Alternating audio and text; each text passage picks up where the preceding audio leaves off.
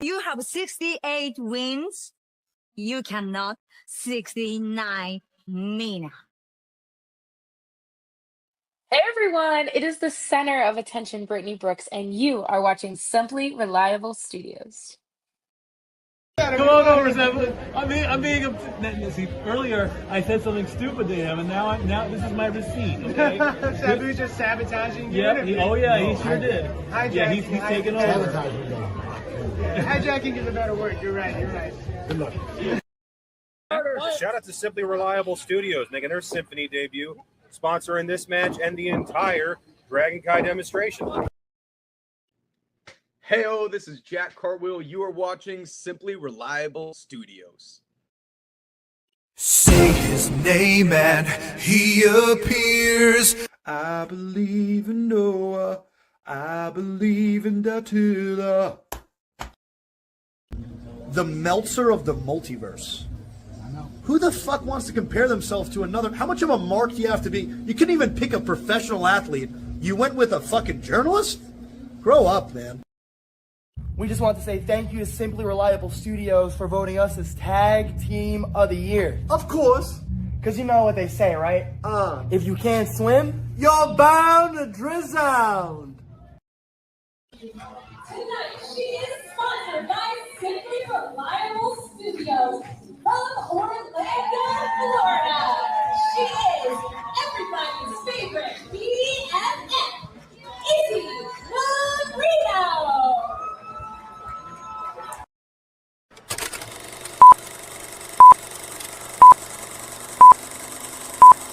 Get it? Got it.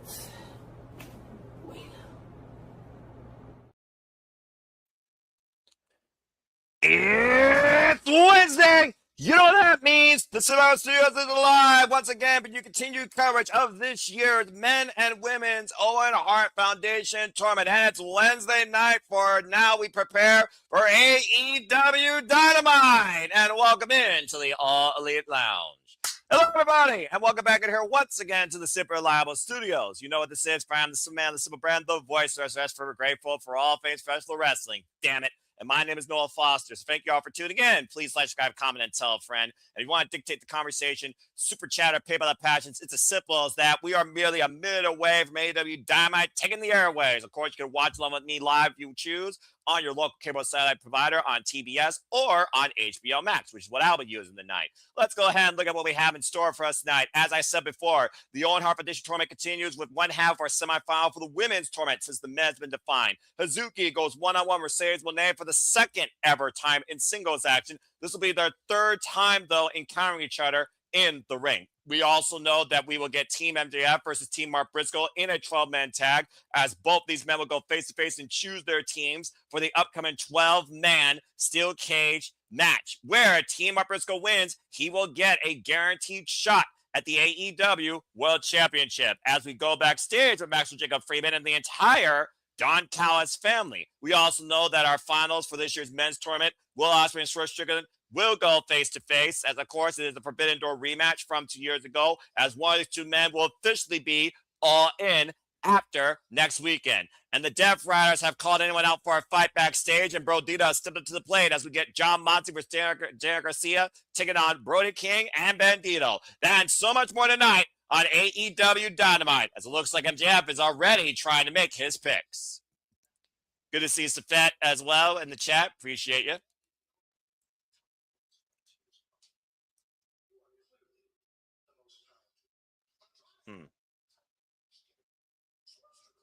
Where's Strickland?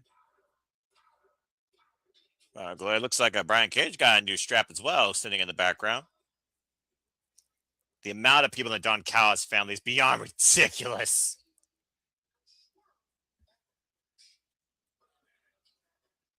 MJF already calling out potentially his future challenge for his title and Swerve.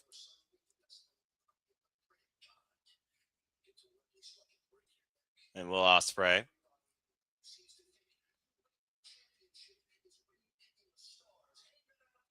I must say in the foregone conclusion that Will Ospreay is going to win this and lose at Wembley Stadium.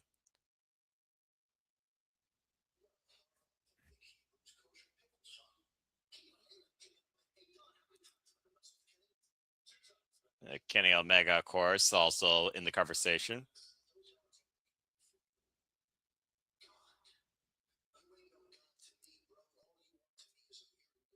Good to see you, Nathan Banks. Appreciate you tuning in as always.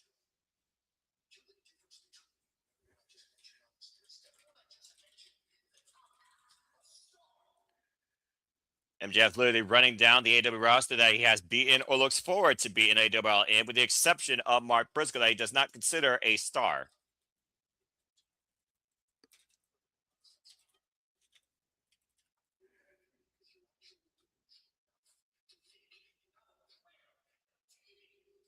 Darren G, good to see you as well. Appreciate you tuning in. I think Mark Briscoe could have a chance to really beat MJF if given it. With or without weapons. All right, let's find out on Team MJF. Don Callis is going to let us know. Let's see what we got.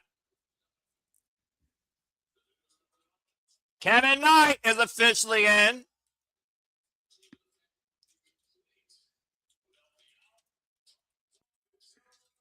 Kyle, by God, Fletcher.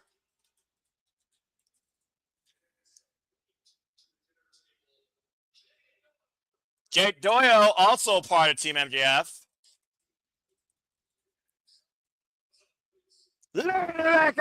Kazuchika Okada. And the final member of this team is none other than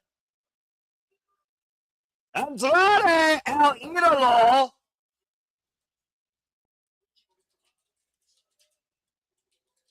Oh, boy. Well, wait a minute. I have one question for you. How you know? Andrade have been very vocal about the world title shot.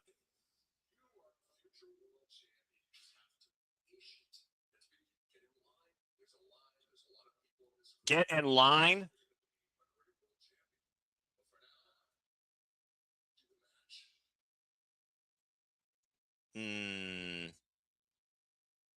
Well, Money Man is right now Don Callis' money. What an announcement. We got a capacity crowd in Houston, Texas from the Smart Financial Center in Sugarland. For it is Wednesday night and we are live at AEW Dynamite where professional wrestling passion lies. And again, folks, thank you all for tuning in as we got Taz, Excalibur, and Tony Giovanni on the commentary booth. And I roll solo once again with all of you. For those that just tuned in, we now officially know Team MJF, and they will be involved later tonight in a 12-man tag. Team MJF will be Maxwell Jacob Freeman, Kevin Knight, Kyle Fletcher, Jake Doyle, Kazuchika Okada, and Andrade El Idolo, despite his disagreement with Don Callis' alignment with the devil. That is your Team MJF, the Don Callis family. What a lineup, though. Good grief. And, of course, Mercedes Moné coming off her wild card win against Alex Windsor will go one-on-one against Stardom Suzuki, who, of course, punched her ticket overcoming Persephone with the Mighty Straw Cradle, also known as the Hazuki Straw. Of course, we know Will Ospreay Swerve Strickland will also go face-to-face tonight. These two men with a very tumultuous history against one another. As we go down inside the ring with Tony Atlas, the premier athlete, apparently will be involved in a standby match. Whoa, whoa! Well, that's a hell of a draw. Okay, well, this was not on the agenda, but I'm not going to complain. Let's get some more warm-ups in. After he defeated Bad Dude Tito, TMDK Collision, Kenny Omega kicks off things tonight against Tony Nese.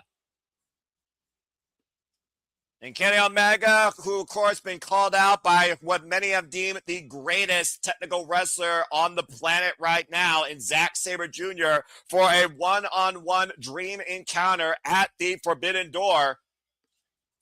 Kenny Omega kicking off the action here tonight ahead of 1 week from Sunday where he will take on TMDK's Zack Sabre Jr. in one-on-one action on pay-per-view. A huge opportunity, though, tonight for the former WWE Cruiserweight Champion. And again, you all can watch Forbidden Door along with us when we present it live. And damn it, I'm paying for that in full and paying for it live. You can watch it internationally on my AEW, select providers. I love this arena, by the way. And of course, also, you can watch along with us here at the Semifinals Studios when we cover it. Kenny Omega right now in the best shape he's ever been in, as of course the conversation is going on the X with people using the hashtag AEW Dynamite. And I encourage you all to like, subscribe, comment, tell a friend, and use at SR Studios 24 to let people know what we do here at hashtag AEW Dynamite, where we cover all the biggest specials, pay-per-views, and highlights and delights from AEW, including tonight's Dynamite. Oh, Tony Nese, the leg sweep out there. And of course, Tony Nese coming off a great match against AR Fox. In a losing effort, though, for the Ring of Honor World Championship Championship. Spring to the inside with a moonsault. It's never been canvas. Kenny Omega one step ahead of that one. And we're seeing how many times Kenny Omega has always surprised us with or without the odds in his favor. Snapdragon. That's sudden snap impact. Former AEW World Champion, former IWGP Heavyweight Champion. Another Snapdragon. And he's feeling good here right now. Definitely motivated after that pep talk with Ospreay, where he said he will always be by his side and supporting him. Can you imagine somehow between now and All In, the match gets turned into Kenny Omega versus Will Ospreay for the AEW World Championship? What a V-trigger. Oh, and there goes the lawyer. It's a V-trigger as well. Wipes out the goon on the outside. I think that's all right of Ari.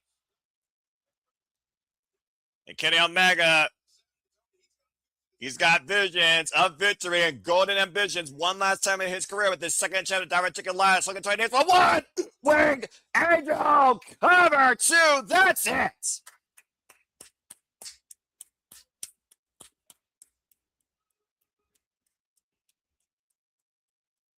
Very dominant match by the cleaner, but it'll be a much different story come 1 week from Sunday against Zack Sabre Jr. I guarantee you all that. Impressive victory, though. And hey, good to see Tony Nese on Dynamite. As far as the lawyer, take him or you can leave him. Again, we talked about the long list of MJF ran down. Of course, Kenny Omega has 2 losses against Maxwell Jacob Freeman. 0 victories. It looks like Kenny Omega wants to say some words. Let's hear what's on the cleaner's mind. What? Speaking of TMDK, Zack Sabre Jr. is in the building! The Mighty Don't Kneel's leader alongside Mac Dude Tito and Mikey Nichols. I wonder what's on the front man's mind. Where's Ash tonight? Might get a preview of Forbidden Door here tonight. And Kenny Omega, of course, outnumbered right now, going to the outside of the ring. Zack Sabre Jr., though, is a guy, though, that I feel would not take a cheap shot, though, against Kenny Omega. But, I mean, again, the numbers don't lie. But I was saying, Bad Dude Tito gave Kenny Omega a fair fight Saturday night. And the Bucks coming out alongside Kenny Omega. Matt and Nick Jackson got 3-on-3 here along with Jungle Jack Perry. Now it's 4-on-3. The Elite, the Elite. This is freaking awesome. Again, it will be Kenny Omega and Zack Sabre Jr. 1-on-1 at Forbidden Door as Zack kicks the mic to Omega. I'm going to have a front 2 6-man tag here.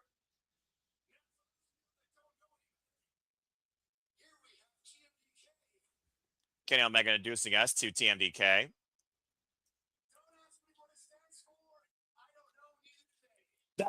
I don't know, neither do they. Damn. This is getting good.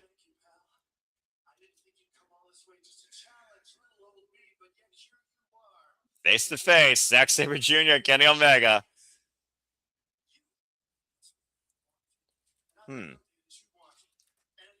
Both men with something to gain.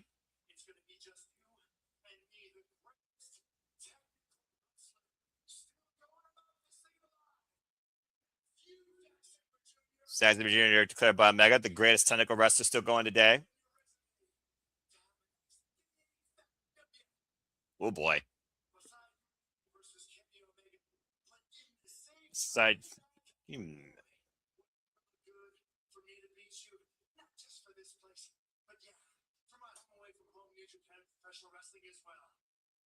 AEW and New Japan Pro Wrestling both with some of the game from this victory, with two of the absolute best from each company.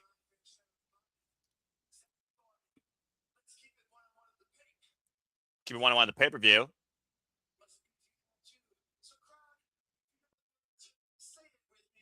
It's Kenny Omega bids and want to find adieu. Goodbye. Mwah. And good night. Bang!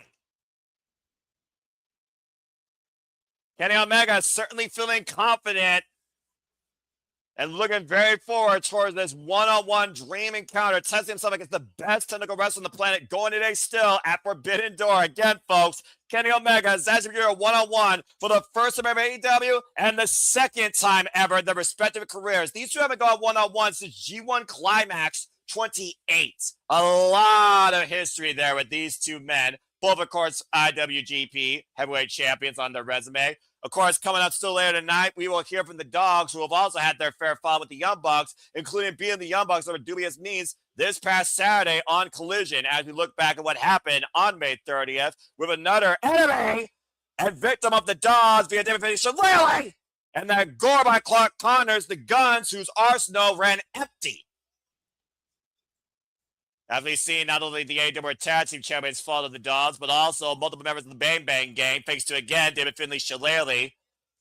As, again, the Spear and Shillelagh combination led to Juice Robinson's downfall. The Dogs have literally made an example out of everyone they've been in the ring with. And as I said last Saturday, back in my neck of the woods, Cincinnati, Ohio, a very competitive tag bout, but the Young Bucks, unfortunately, fell short against the Dogs, as obviously the Dogs have put their names out to be the next challengers, if not the next AEW World Tag Team Champions. And we'll hear from the Dogs tonight regarding their recent actions and their recent winning ways soon enough here later this evening on AEW Dynamite. Oh, man, red hot start again. Zack Jr. and Kenny Omega might be my match to call for the year, and I cannot wait for that. Again, folks, we'll be covering that here at Cinema Studios along with Simply Predicting, so please stay tuned for that and so much more. Woo! Hot start, good tease, good taste of things to come. And again, we don't know who Mark Briscoe is going to pick to represent him inside the steel cage at Forbidden Door for the ultimate opportunity to get his hands on MJF and shut his mouth. But it looks like things are going to take a much more violent turn as the Death Riders arrive.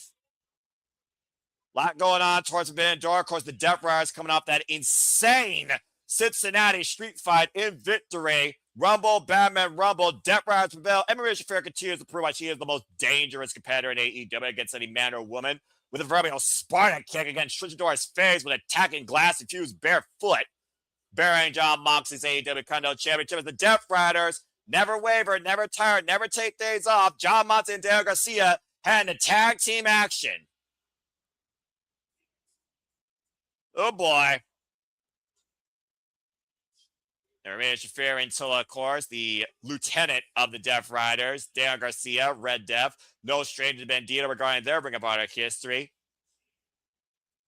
You can say what you want when it comes to the Death Riders and the mentality of what they believe professional wrestling should be or should push to be, but you can't argue with the results. You cannot argue with the unity under John Moxley and this mission statement. John Moxley, of course, still the AEW Continental Champion after being Kazuchika Okada last year at World's End and outlasting the likes of Kyle O'Reilly, Konosuke Takeshita, not once, but twice, amongst his list of victims, including Shane Taylor of Ring of Honor and of Cleveland, Ohio, Shane Taylor Promotions.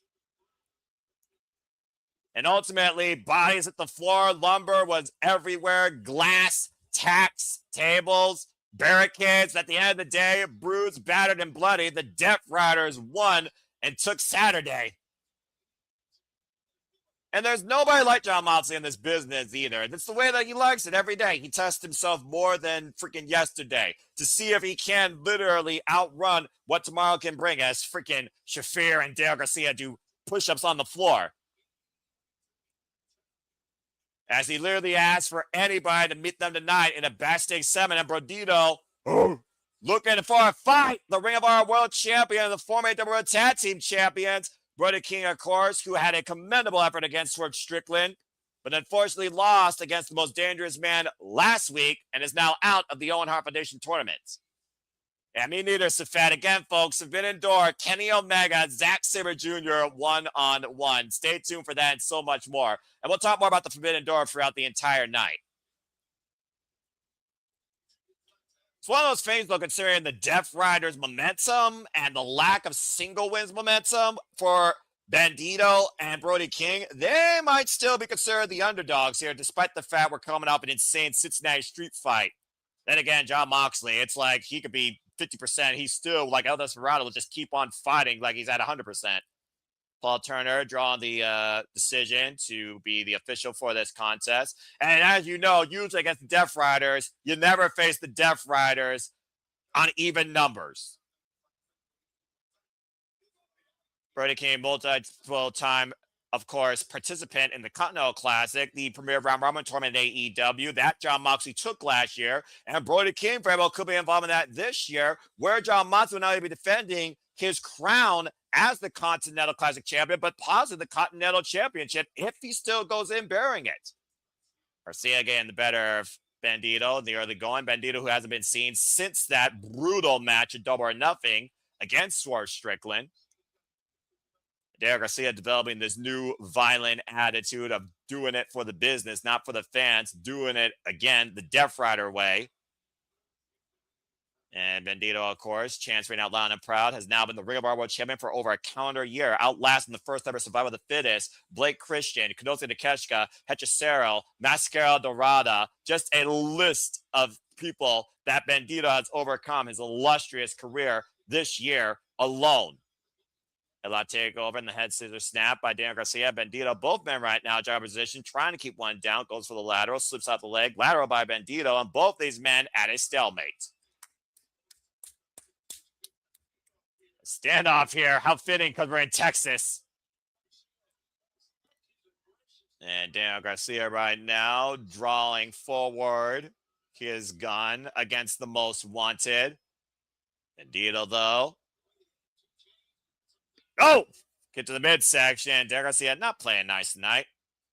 Off the ropes to the side headlock. And again, you wanted the condition of Bandito since Double or Nothing with those ribs and that shoulder, particularly. That shoulder has not been the same since last year, December, at Final Battle, when it was heavily exaggerated by Blake Christian and Hechicero. What a drop kick. Hechicero damn near broke Bandito's arm. Front face like applied now, and a tag made to Big Bad Brody King. Brody King, of course, who was in the Owen Hart Foundation tournament, made his way out of the opening rounds against Death Rider Claudio Castagnoli, but again, lost for Strickland. Multiple-time participant in the Continental Classic, but never made it to the semifinals. Cazador combination hoisted up, and Bandito dropped down on Garcia. A little double-team action here by Brodito. And it looks like Bandito and Brody King having a little bit of fun here. Want to give a little bit of a Macarena. I mean, who knew that old dances could still be in favor? And Derek Garcia, who used to do the woo, apparently not looking to dance tonight. Oh, wait a minute. Garcia may not want to do the Macarena, but there's the woo! Unbelievable! Whoop, swing and a miss. Ducking underneath Bandito and Brody King, trying to beat them both. And oh, God! That double palm dropped Red Dev hard. About to say, which dance craze is more popular, or actually more relevant, the woo or the Macarena? Oh, here we go. And Jon Moxley now tagging himself in and teeing up against Big Bad Brody King. I wouldn't mind seeing this for the Continental Championship. And the amount of confidence and the pressure that Jon Moxley equally wills and shows, again, goes to his testament of work ethic in this business alone, especially for AEW. Again, Jon Moxley is like literally the only person in this entire roster, not named Tony Khan, that works every damn night. Knife edge chop. And Brody King teeing off against Jon Moxley. I don't think Jon Moxley's going to win a striking exchange against Brody King. I'm just saying. Although I think he's welcoming it. Now go on the elbows. Up and down right now. Combination offense by Jon Moxley trying to chop down the big man. And Brody King right now meeting Jon Moxley in kind. I wouldn't mind seeing this, honestly, become like a one-on-one Iron Man match with these two heavy hitter, heavy sluggers, heavy goers. Jon Moxley wavering off that exchange, though. Goes down to one knee. Fair on the outside, of course. Instrumental always in the Death Riders. And right now, Jon Moxley back up to a vertical position. Nice little exhibition here. Fun of the eye. And again, Jon Moxley, he can fight just as dirty as he fights clean. He can be just as technical as he can be physical. He is literally an all-rounder. Now by in the face of Brody King, going off the ropes. And just literally throws himself into a brick wall, cross-body style. And the hip toss by Brody King. Cesar Garcia was coming in to try and take advantage. And so far, Brody King has turned this match back into favor for his team. Little double team action here, hoisting up Bandito up to the top rope in position. Greco-Roman knuckle hold release. Moonsault to the outside. What about the Death Riders? As our opening contest continues on this red hot Wednesday night on AEW Dynamite and Restaurant Claudia Perazo Pictures. Stay tuned, folks. But again, fuck television. But also, don't fuck Canada. But that being said, I guess I'm not alone for once tonight. He's actually awake. And whether he's Avatar Man or not, I'm curious what he has to bring. Please welcome into the commentary booth in the All Elite Lounge, Nick Ferrante, and shout out to Mrs. Ferrante's too. Nick, how are you this fine Wednesday evening? Good to hear you. AEW, AEW, AEW. Damn it. Anyway, what's up, man? How you been? Not bad. We got some so far so good tonight. I see we got a little bit of progression with Forbidden Door, which is nice. You know, I gotta say, you know, the pride of England was there tonight in Mr. Zack Sabre Jr. Great back and forth. Yeah, great back and forth. I missed a little bit of it. Did Kenny have a match, or did Kenny just come out? Kenny had a match prior to that against Tony Nese and won in fine fashion with the One Wing Angel before he took the mic and TMDK decided to come across the pond and literally go face-to-face with the cleaner. Okay.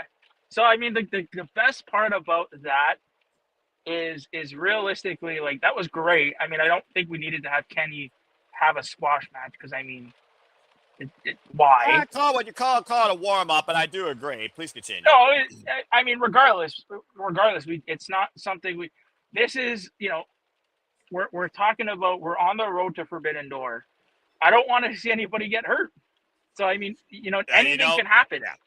You know what? That's a fair point. Well, again, we all talk about how much this business is like riding on the edge of a freaking lightning bolt. So, I mean, someone getting hurt could happen at any time. But I do understand your concern for the competitors' well-being, as well as, of course, the state of the business, which we talked about heavily on the shenanigans. And as you also saw in the beginning, to your point, Team MJF is now defined entirely by the Don Callis family, despite Andrade El Idolo's impatience with Don Callis and the disagreement on this money-made business arrangement. How you know? Which is nice, seeing that play out. I mean, I hope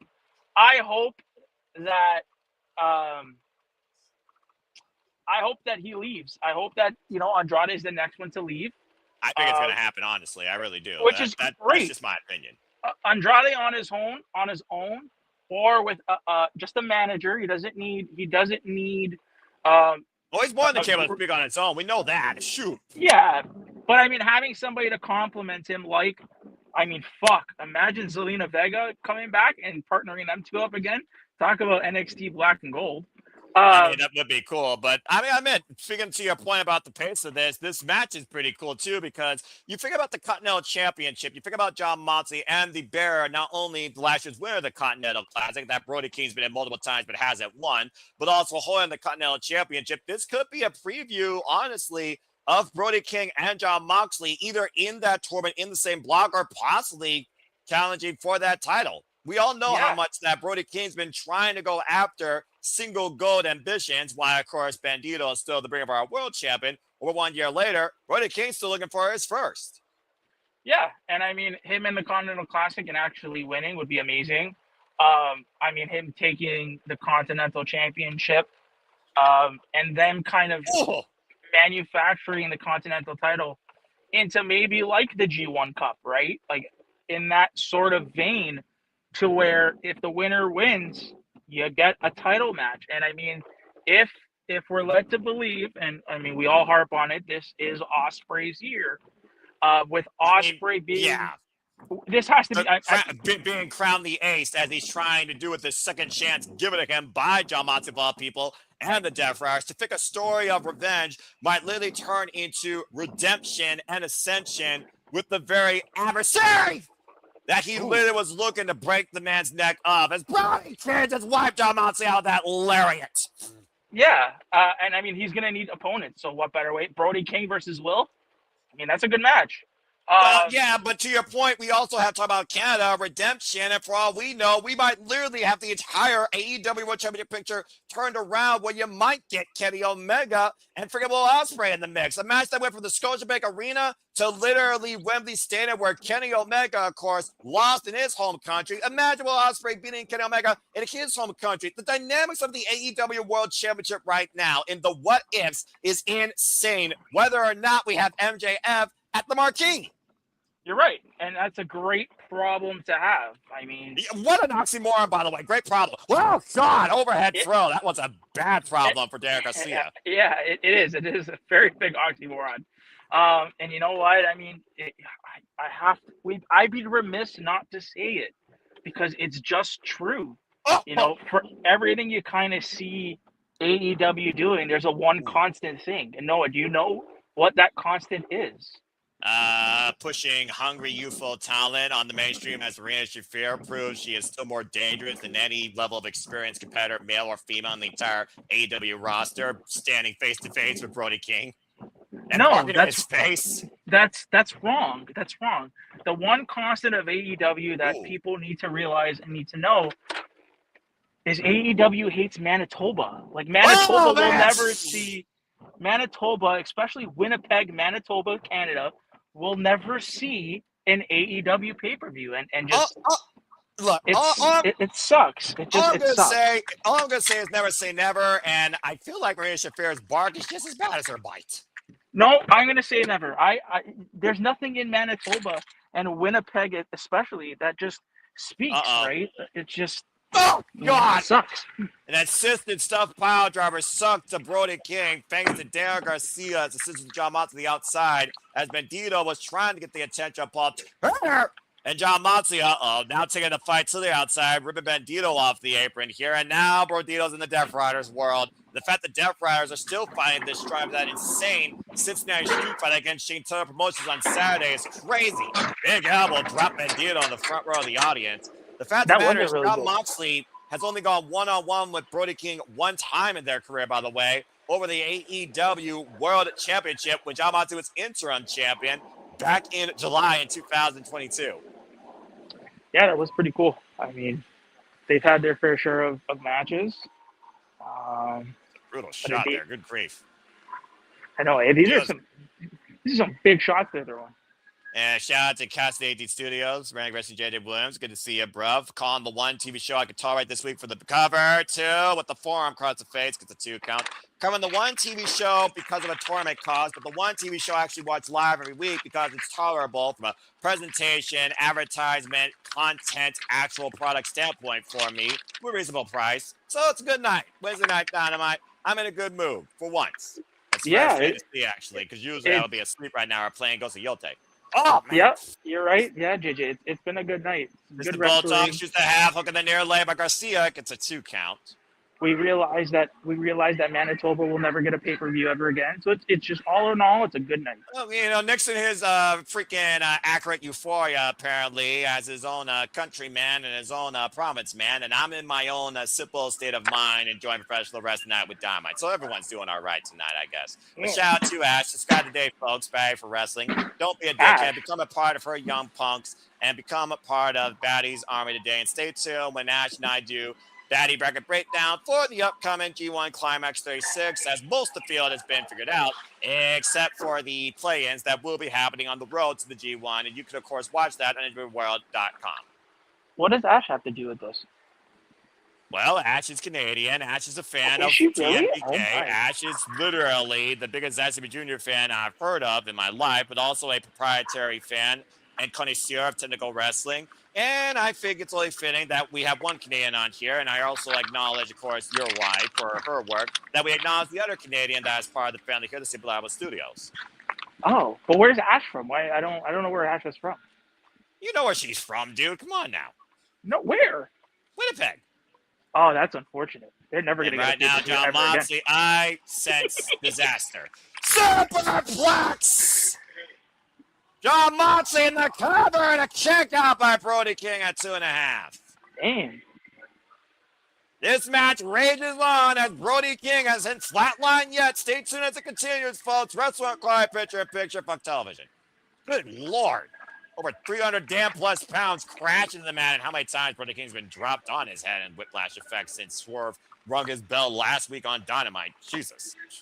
Yep. It was been I mean, I'll be honest, I haven't really been interested in wrestling in general. Same. Except for Japan, which, of course, you know that's my go-to. That's my remediation. That's my freaking vacation. And thankfully, Dominion reignited my spirit. Like I told you, I mean, outside of work, I've been resting, playing video games. The only wrestling I watch live is AEW Dynamite. Everything else is potpourri, highlight reel. And by everything else, it's Japan. Because the other stuff right now, I'm kind of underwhelmed. What I'm not underwhelmed by, of course, though, is what, again, we're going to see at Forbidden Door, along with Thekla defending her AEW Women's World Championship against Starlight Kid. Starlight Kid, of course, a 10-year veteran of Stardom. If you want to learn more about Starlight Kid and more about these matches and get your own thoughts in, stay tuned for Simply Predicting next week when I present you a foursome next week of Simply Predictings across all these companies, AEW and the rest. Stay tuned here at the Simply Level Studio, Simply Predicting. But yeah, Nick, it's one of those things right now where, again, we're at a state of limbo, I feel like, in the business, where everyone's just trying to coast along to the next big show. Of course, we got whatever TNA's future is going to be at the Slammiversary. We have AEW when it go all in back to Wembley, and the Fed gives us a 2-night SummerSlam. So, you know. What was the first one you said? TNA, I think I They're said. still alive?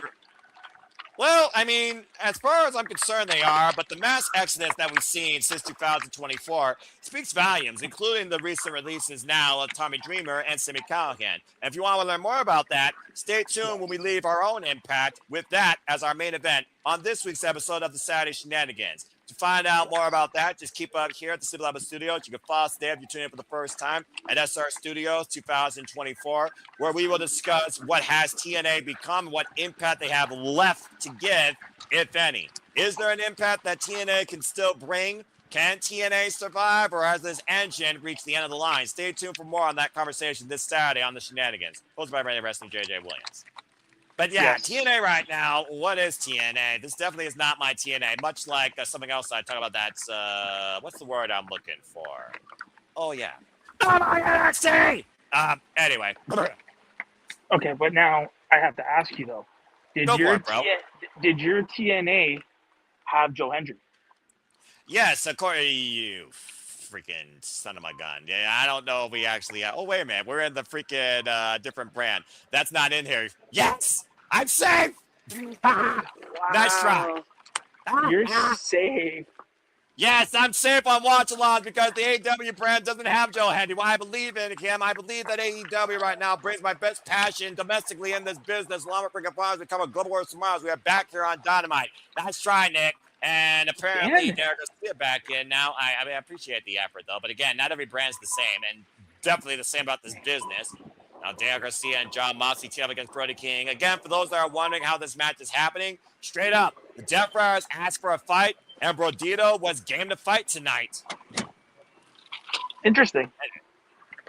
I do wonder, though, again, considering the state of Brody King, is he still having any sort of whiplash effect from that ridiculous match last week where he was busted hard ways with the exposed turnbuckle, got his bell rung with the ring bell, and a house call not once but twice that finally allows for Strickland to advance in the finals to the come tonight, where Will Osperay will go face-to-face. And in addition to that, he also might have suffered a neck injury in the process of that match. What job of lockdown bullshit rats hilarious. Brody King connecting stiff. And tap made to Bandito. We haven't seen Bandito, by the way, since Double or Nothing. This is the first time we're seeing him in ring action. Beautiful corkscrew moonsault out of the corner. Up the road, the pop-up cutter.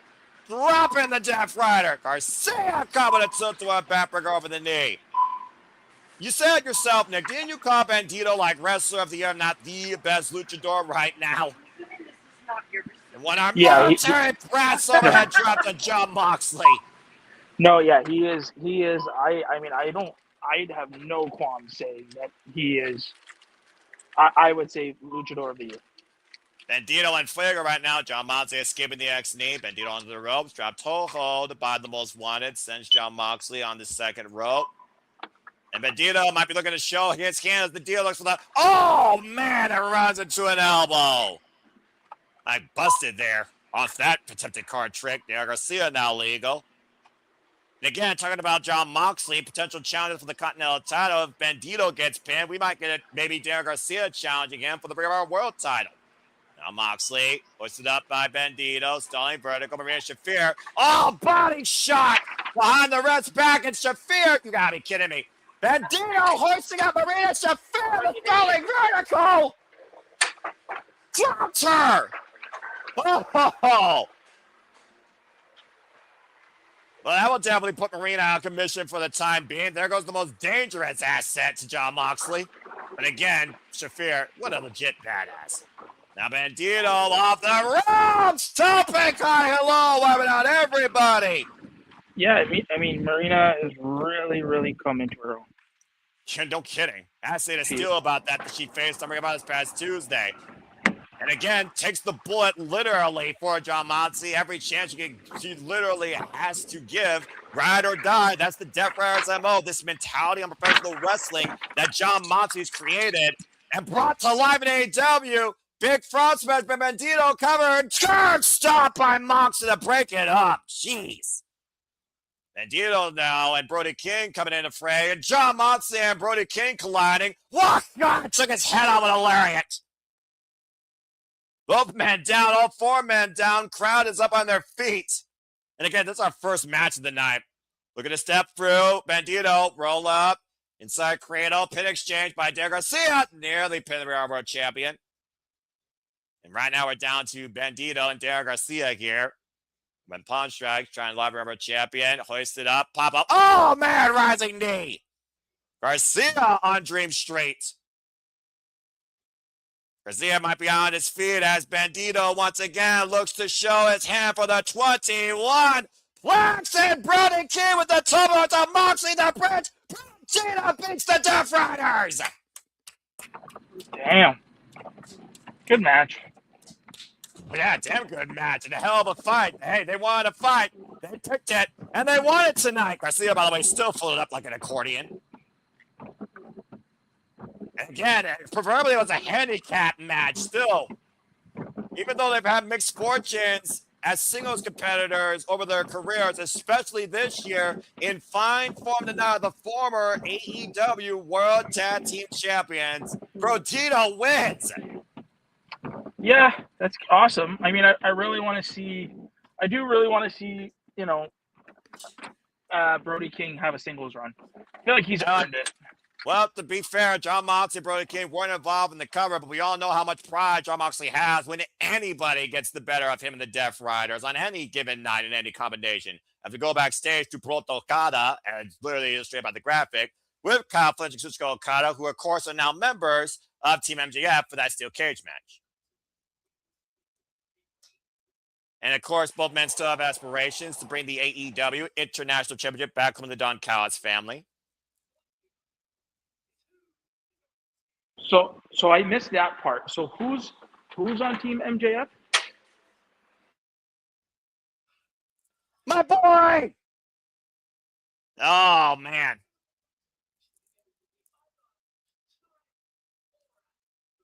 It looks like Don Callis is trying to eliminate any people that Mark Briscoe can conglomerate with. Former member of Chaos wiped out by Okada and Kyle Fletcher. Tomoshi E attacked backstage by Proto Okada. Oh boy. Mark Briscoe, you better pick people quickly.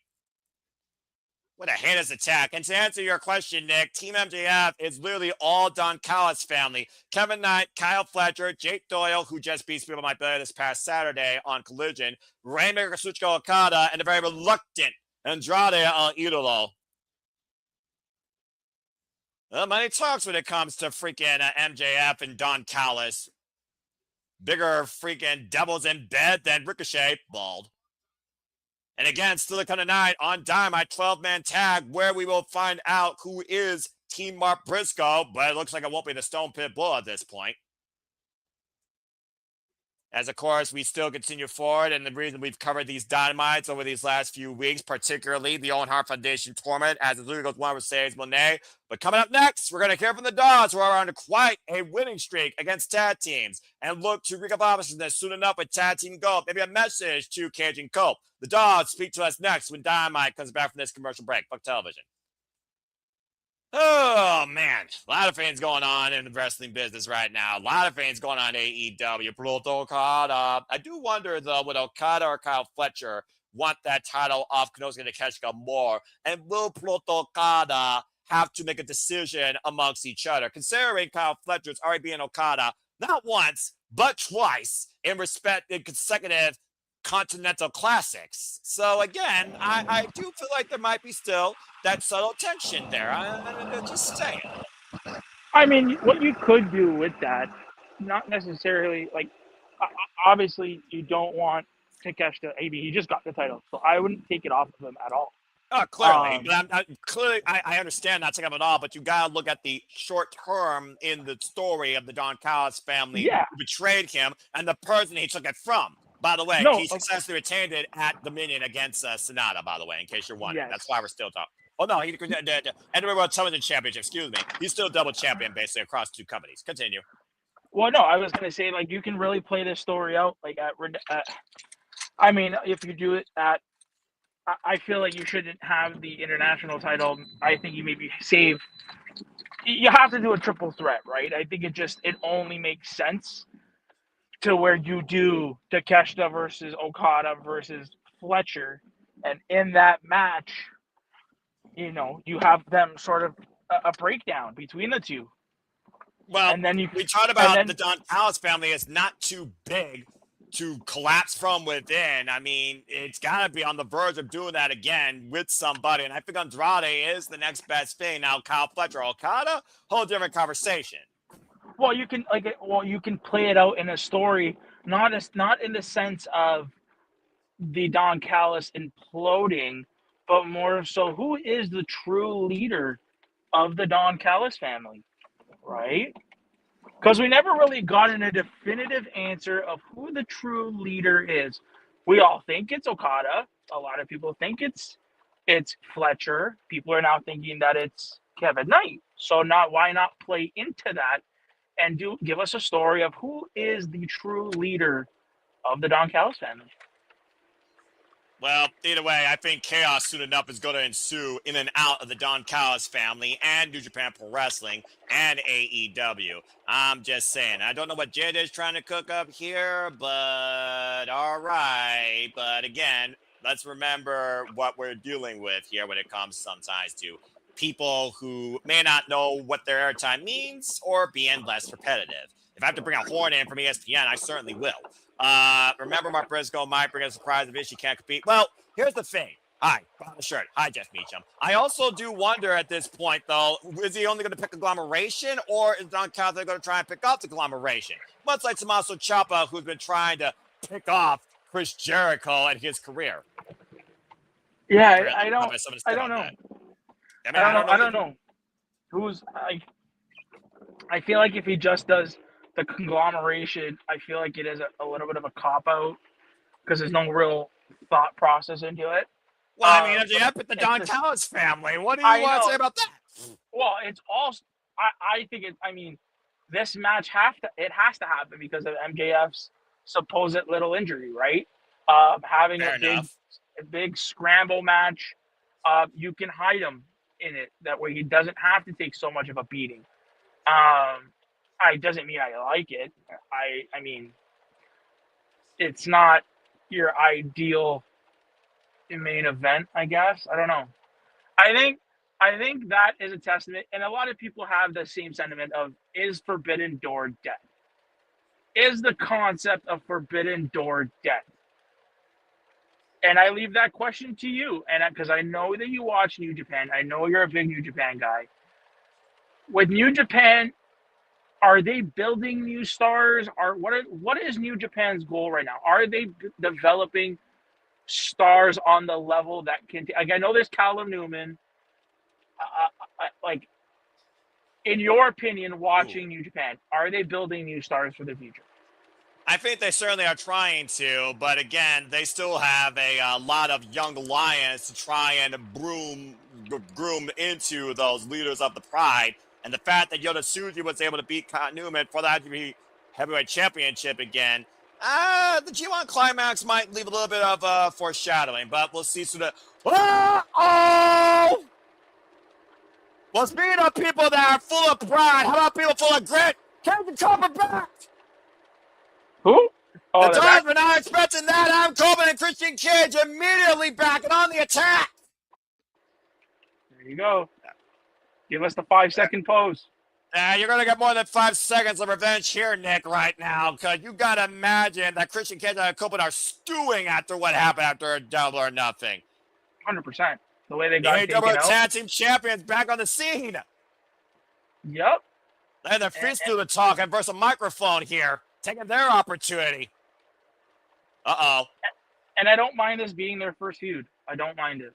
Yeah, I don't mind it at all either, but I don't think that Clark Connors is going to enjoy this visual as David Finlay saves his dog from a certain double spear encounter.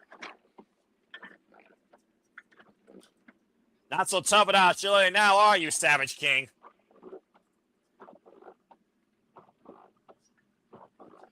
It looks like we're going to get some words from two other great Canadians here tonight, Nick. Who?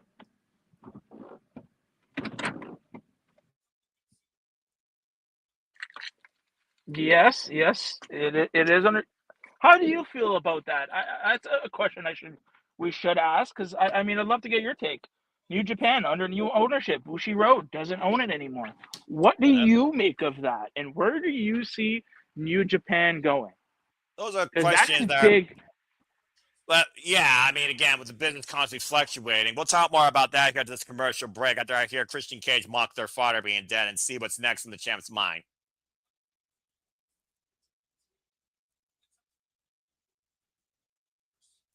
Damn! Come across another tag team now to the mothers.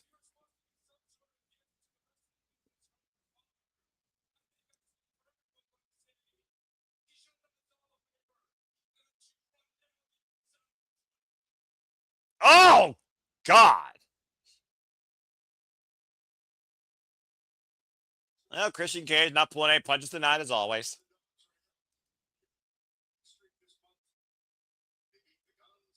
Yeah, they beat the Guns. They beat the Young Bucks.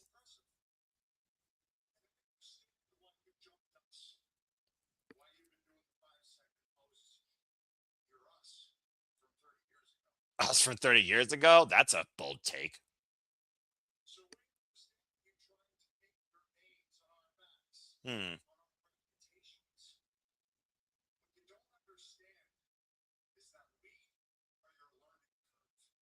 Learning curve.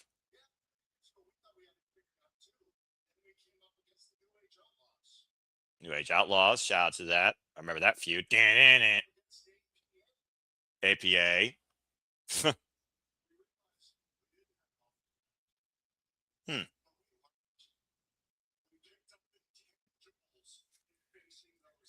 Cage and Cole talking about their evolution as a tag team and what they've learned.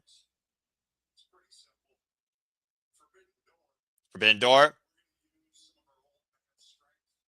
Oh, man, strength.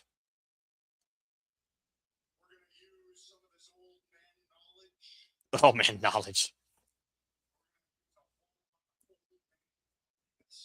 Love old man grumpiness.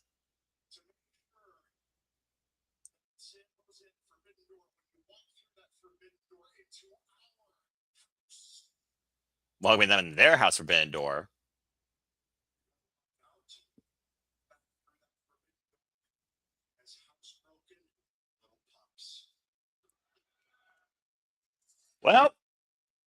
Open Cage looking to spay and neuter a couple of savage dogs at Forbidden Door. I think we just got our AEW Tag Team Championship match and their first defense. All right, I'm for it.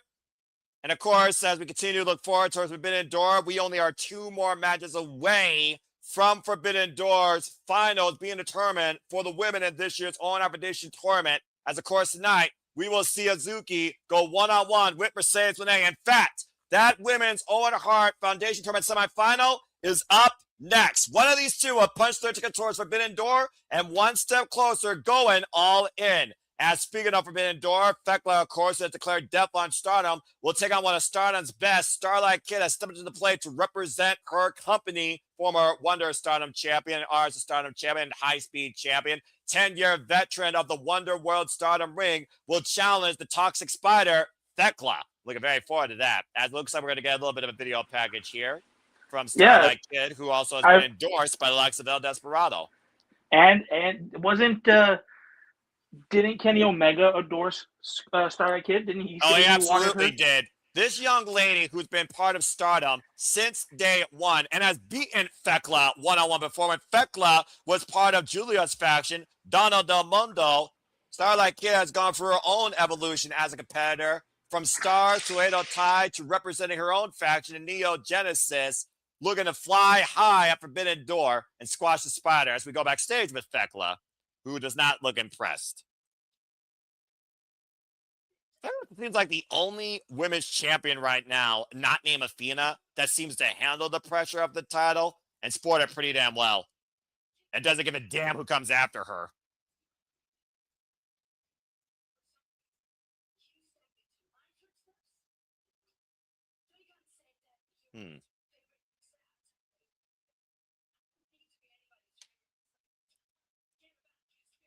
All she cares about is the title. Yeah, all that matters is being the champion.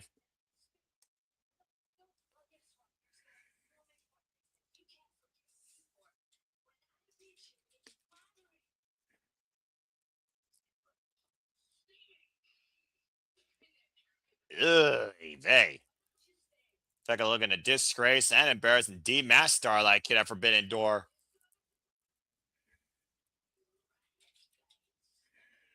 And she believes she runs this place. Hard to argue considering the year that she's had. We go to another commercial break. Fuck television.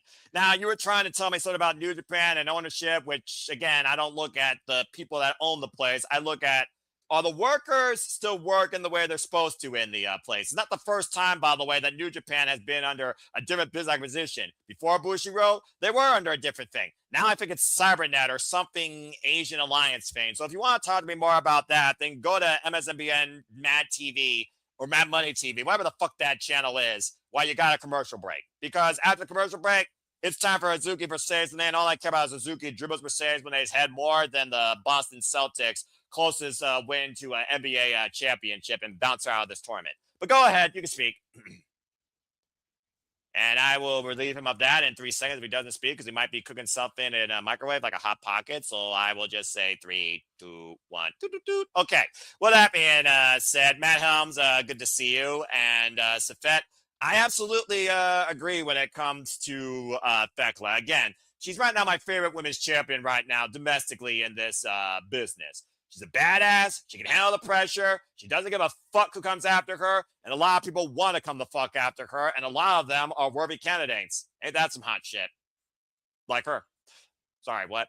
Anyway, as we continue here on AEW Dynamite, we are 1 hour in. For those that are just now tuning in, Cage and Copa are back. And it sounds like we got a Forbidden Door AEW Tag Team Championship match against Clark Connors and David Finlay, who assaulted them the Wednesday after Double or Nothing. We now know who Team MJF is, and of course, Team MJF will take on Team Mark Briscoe in a 12-man tag. Still to come tonight on Dynamite, as Mark Briscoe has not declared his team yet, but MJF has declared his team, as you can see down below, investing entirely in the Don Callis family, including a very reluctant Andrade El Idolo. Ciampa calling out Chris Jericho backstage, saying balls in his court. Bald. And we'll see if Chris Jericho dribbles the ball forward and scores a slam dunk, or does he somehow throw it out of bounds, and does Ciampa take his moment?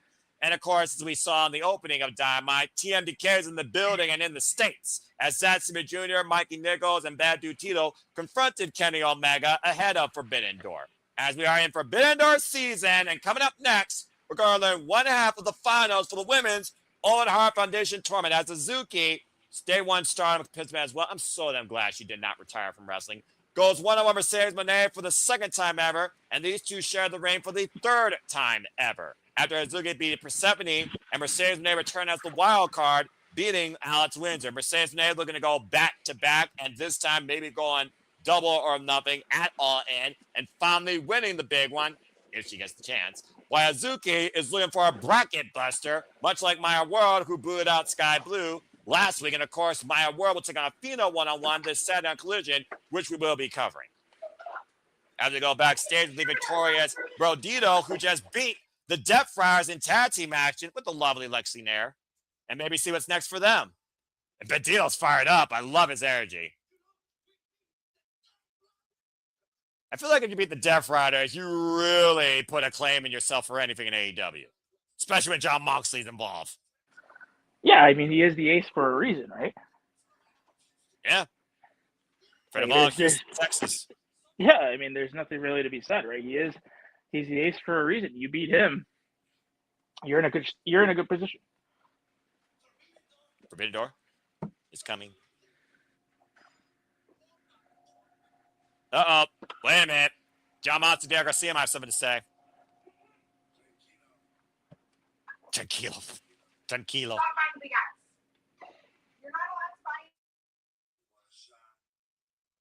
You want a shot at the Continental Championship? Of course. You know what it means by Brother Kings and the Death Riders. Mana Imano. Wait a minute. What? But for your God. Shoot your shot. John Moxley and Bandito for the Continental Championship. At Forbidden Door? All right. Well, Bandito, shoot your shot and don't miss. All right.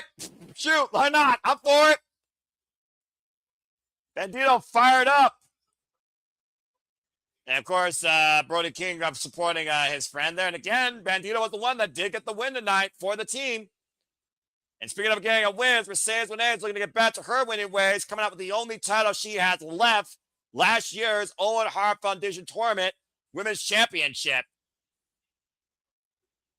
And while her theme might show a humble side, there is nothing humble about this CEO. The fact of the matter that she literally might win this off the expense of Willow Nightingale, who had to vacate her spot in this tournament. Willow Nightingale, who was literally the first stepping stone on the rise of the CEO when she arrived in AEW, lest you forget, when she won the TBS Championship and held it for a record-setting number of defenses in time before Willow Nightingale took the title off her. Of course, Willow Nightingale, now out with an injury, had to vacate the title and vacate her spot out of this tournament. And the fact of the matter is, Mercedes Moné, she does have one thing that Hazuki does not, a win. Time for a revisit from the Walter Pyramid with the Spark Joshi champion this time. I love Hazuki. Wilder Hazuki, of course, come off a great tag team match. Yeah, she looks really cool. Alongside her partner, Koguma, of course, after challenging Asume and Zephyra, of course, for the Goddess of Stardom Tag Team Championship. Instead of losing out for that Corrigan Hall, but of course has punched her way through this tournament, already beating Goddess of the Underworld, NCML Women's World Champion, Persephone, another person that Mercedes Moné not only beat, but also lost to. And we have seen this, Nick, over the last year, the cause and effect. When Mercedes Moné beats somebody, eventually they have beaten her, and it's involved the title. Imagine if Hazuki beat Mercedes Moné and preferably cost her the last title she has left. Right.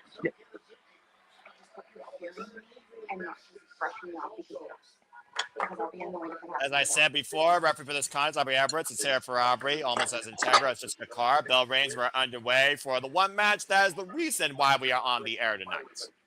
Woohoo!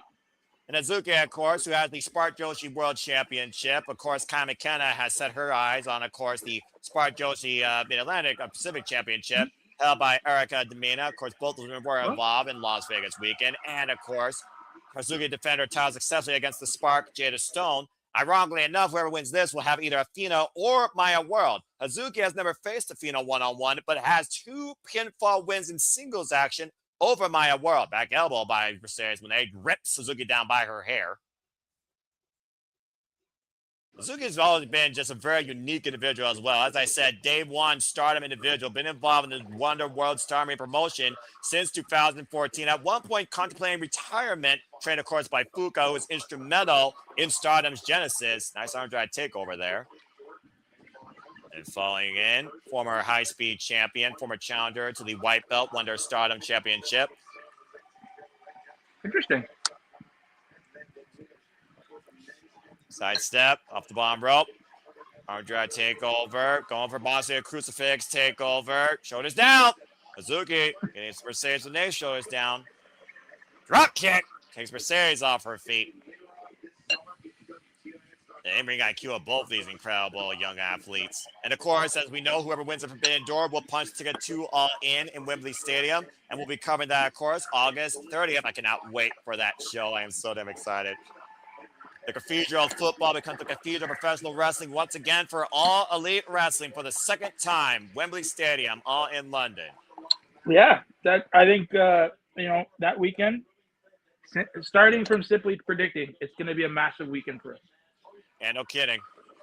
Athena, and of course, as I said, Athena awaits on the other side of this bracket, or Maya World, depending on what happens this Saturday on Collision. Of course, I'll be covering that. Athena goes one-on-one with the only person to put a blemish on her Ring of Honor record, her greatest student, Maya World, who survived the 10-minute proving ground. Hazuki with the head scissors, Tijeras. Nice drop kick follow-up. Get in the better. Mercedes Moné, insert championship here, not named AEW Women's World Championship. A little bit of mind games by the Wild Heart. Freelancer of Stardom, of course, formerly part of the Stars faction. At one point, part of the Oedo Tai faction.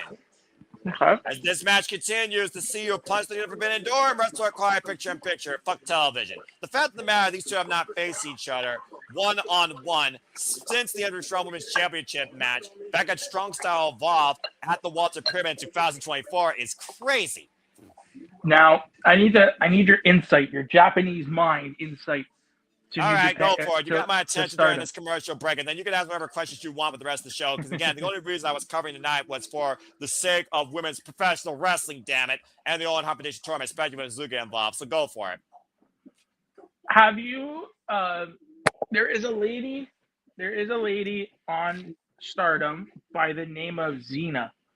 Yeah. Tell me a little bit of.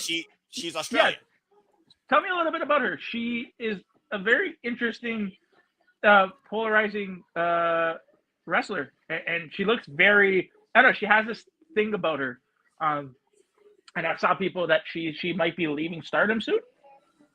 Well, it's kind of interesting, though, how she kind of like came into Stardom. Because, of course, the first time she rode into Stardom was part of Mina Shirakawa, who broke away from Tam Nakano's Cosmic Angels to start her home faction, of course, called Club Venus. And primarily, that's kind of really how she got her way into Stardom. She is a former Artist of Stardom champion alongside Mina Shirakawa and Maika as part of Empress Nexus Venus, which was the evolution of that faction in a merger. But outside of that, Xena's been involved in Stardom for a little bit over 2 years. She's been involved in a couple of 5-star Grand Prix and has held the likes of Mina as a teacher for her.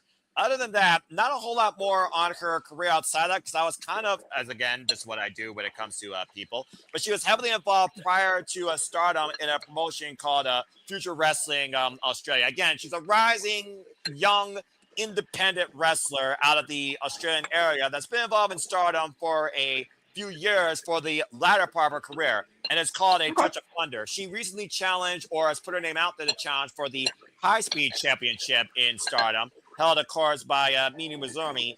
And other than that, that's about all I got for you right now. And last time I checked, she's still involved in Stardom. She was just involved in basically right now she's freelance because there's not Empress XFB is no longer a thing. She's been involved in multi-women matches against the likes of God's Eye and also alongside the faction of Mi Vida Loca by Suzuki. So to make a long story short, she's a young rising wrestler out of Australia that has spent the latter part of the last few years of her career in Stardom. Faced Tamina Shirakawa, who brought her in. Okay. Could you see her being USA bound? Like, could she hang at like a Ring of Honor? Oh yeah, I definitely could see her one day part of maybe Ring of Honor, like Global Wars or cover by Mercedes Moné, kick out and kick out to not sorry. But yeah, I could see her actually involved here in the States. She has about 7 years of experience, trained by Madison Eagles and Robbie Eagles. Of course, the Star of the Skies of TMDK. And Robbie and Madison Eagles have been instrumental in the Australian independent wrestling scene. So yeah, I could definitely see her involved here in the States. Why do you ask that? And what has caught your eye about Xena? I didn't think you watched Stardom. I've seen a little bit of her on social media. She has this presence about her. But she is a very tall athlete also, so there's also that 5'4", more legs than upper body, and the presence is one thing that the original faction that Mina Shirakawa brought to Stardom, Club Venus with Zaya Brookside also a part of that, was definitely one of the aspects of her rather flamboyant presentation. Face first with Hazuki in the apron, and she's only 29 years old. Again, Stardom, their wrestlers have incredible levels of in-ring IQ and experience, but they also start young and retire long. Of course, in April, the high-speed, or should I say low-speed trickster, Saki Kashima, she retired. Cover, 2, kick out by Hazuki at 2. I'm a little bit biased. The answer is yes, because I've been a follower of Hazuki for a long damn time, and I want to see her win a major title. I mean, she's the CMLL. She formerly was the CMLL Japanese Women's Champion, and she's the Spark Joshi World Champion. But I want to see her win the red belt in Stardom or the white belt in Stardom, which she literally challenged for last year and failed to. I believe it was Starlight Kid, actually, or not support. It's one of the two. And then, of course, as I said, high-speed genius in her own right, and seeing her involved in All In would just make my day. I would love to see her and Thekla just go crazy. Oh, Meteora. Or Starlight Kid, for that matter. Again, a lot of what else cover. 2, kick out at 2.5 by Hazuki. I mean, she kicked out. What are you talking about? I'm just saying she kicked out. The pressure, of course, of this match, you lose, you're done. Again, Mercedes Moné, you wonder about her hiatus after the domino effect of losing every championship and then getting a kick in the face to welcome herself in 2026. I can only imagine Mercedes Moné would literally lose her extensions if she loses tonight and loses the Owen Hart Foundation tournament. Well, how about I mean, all right, whip. That would be interesting. I mean, I'm all about surprises. Oh, man. DDT on the apron to Mercedes Moné. That's a good way to rearrange her neck. And right now, I don't. Oh! Don't see that. You're saying. I was going to say, I don't think that will happen. I think Mercedes is winning this. Well, I'm still going to hold up her heart for the double tope. So let's see it wiping up Mercedes there on the outside. And that wild heart is fired up. The fact that this woman just came a few weeks ago in AEW and has just taken the nation by storm. With Forbidden Door on the horizon. Crowd with Hazuki chants. I love to see it. I love the fact that people recognize Hazuki for her wrestling potential.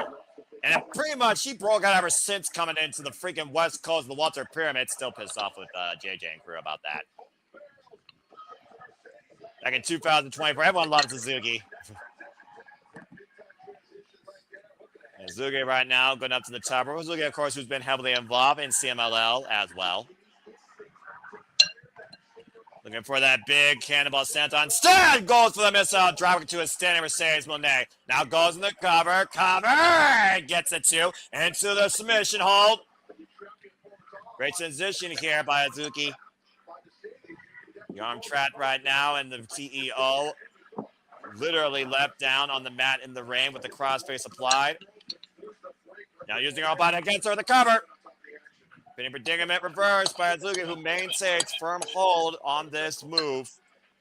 Also known as World Tiger number 4, 11-year technician of this game at 28 years of age, as Mercedes Moné finds her way to the ropes to force the break. Damn it. Aubrey Edwards per position there.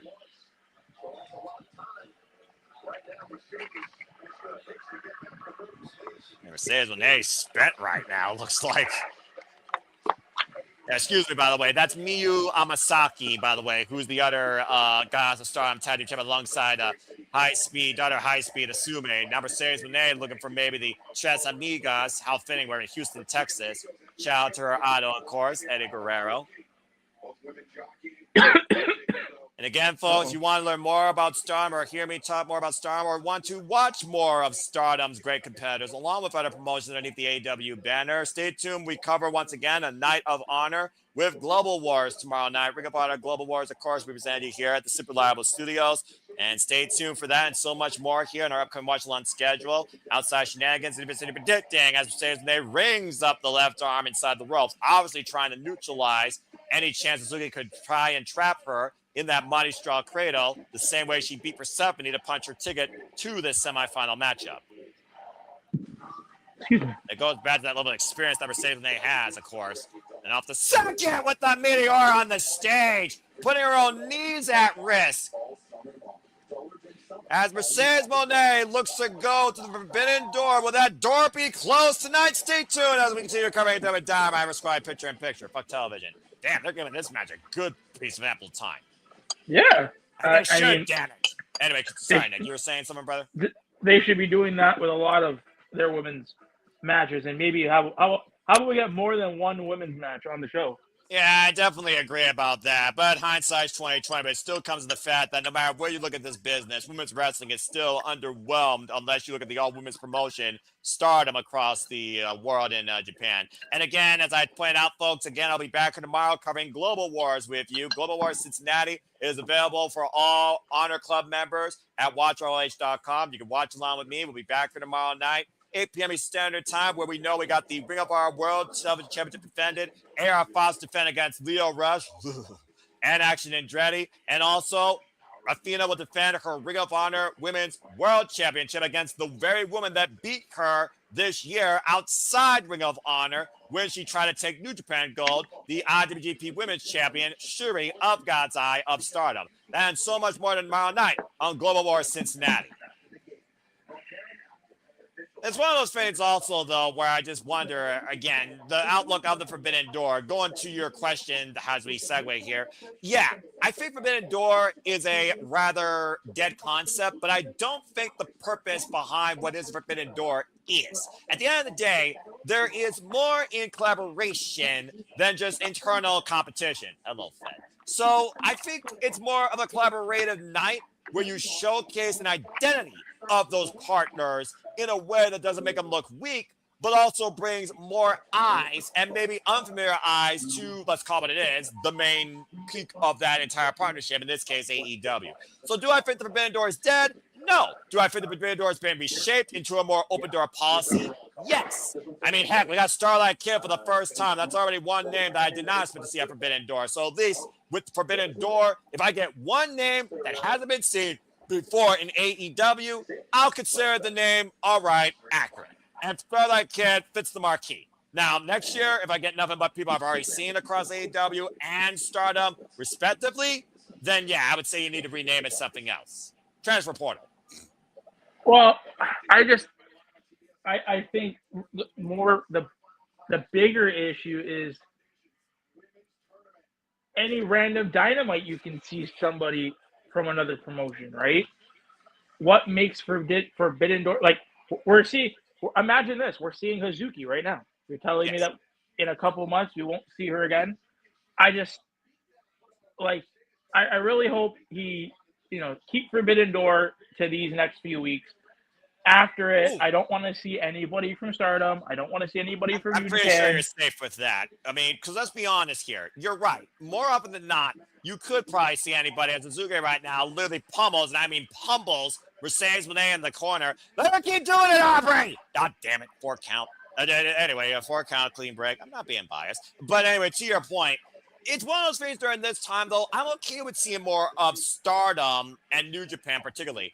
The fact that last year, we have more New Japan involvement. This year, we have more Stardom involvement. Year-round, you're right. You got more CMLL. CMLL and AEW might as well be as much as AAA. Oh! And the Fed are in bed together. But again, I think Forbidden Door is more unique to the Japanese showcase scene versus, you know, the North American continent scene. And that's why I kind of can respect it. I mean, Nigel McGuinness, Zack Sabre Jr. didn't expect that last year. Oh, man, beautiful lumbar out of the corner. Crash landing for the CEO, who might go bankrupt and would make me scream out of my chair and stand up here. And the fans right now, again, might be thinking that we might be surprised here. Big things do happen in Texas as Hazuki might be going for a broke with a big cannonball senton drop. Richard Mercedes Monet. 1, 2, Hazuki. Damn it. Oh, wait a minute. Hazuki back in submission hold. Once again, Mercedes Monet in a world of trouble. Will she tap? Center of the ring, nowhere to go. And can she be the first finalist in this year's tournament? Breaking the grip of Hazuki, though. Now looking for maybe a test of strength. Possible backslide, the cover. Punch out! Ooh. Is Mercedes bleeding? Why does her face on the one side look really red? Pressure? Embarrassment? Bruising? I don't know. Do you see it? Am I not... No, am I wrong? I mean, again, shoot, the women here don't play, they fight. I mean, and again, you face Stardom, you better be ready to grit your teeth and discipline your neck because they'll rearrange your makeup. And right now, Hazuki and Mercedes Monet in a test of wills here in the single wrist hold exchange, just teeing off with these elbows. I've become a strong style affair here, and I love this shit. Now, Hazuki, again, getting the better of this. I always consider Hazuki more the aggressive striker. Again, Hazuki, just pair. Come on, get the Maestro Cradle already. Don't play with Monet. Did not mean for that to rhyme, but honestly, that's how dangerous Monet is. Lest we forget, every match last year, she won via a frickin' pinfall roll-up. It was leverage roll-up against odds wins. Oh, man, that allowed her to advance here tonight. Oh, what a pump kick from Hazuki and bumping down. Whew. Of course, not in Japan, so I don't know how long this match has been. As Japan, of course, gives those time calls here. And, of course, this match has no time limit because we need a damn winner. Crowd chanting, "This is awesome." Aubrey Edwards starting her standing 10 count. Not jumping, by the way. Up to 3. At the end of the day, the factors of wrestling is not just your mentality. It's definitely your physical capability. It's that cardio. It's that endurance. It's that adaptability in any situation against any opponent at any given time. Where you give 110%, not just for the biggest opportunities, but all the time. And that's the standard that Mercedes Moné wants to hold herself to. Drop down with a DDT. And Mercedes calling a front kick bent backwards. And Hazuki with the cover to a fence kick out at 2.5. Damn it. How the hell did you kick out of that with her legs bent backwards? Hazuki right now looking towards the corner. But again, I don't think that she's thinking right here. Maybe instead, changing game plan. Hoisting Mercedes Moné with a brain buster. Ozzy setting up for another senton Campbell. Monet rolls to the outside of the ring. Sense of urgency. And give Kramer credit due for in-ring IQ on that situation, Nick.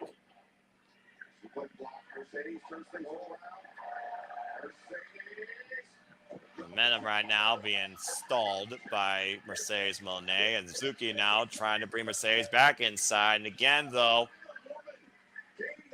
Hazuki trying to keep Mercedes Moné close to her. Looking up at the head. Hoists up again. Possibly brain buster. Mercedes Moné, though, trying to hook up Hazuki. In position. And went roll through. Hazuki, deep roll through cover. Mercedes Moné, the deep roll through cover. Both these women pinfall exchange. Flashback happening. Tired kick out at 2 by Moné. Damn it. You look at the 3 count there. Oh, man, what a takedown.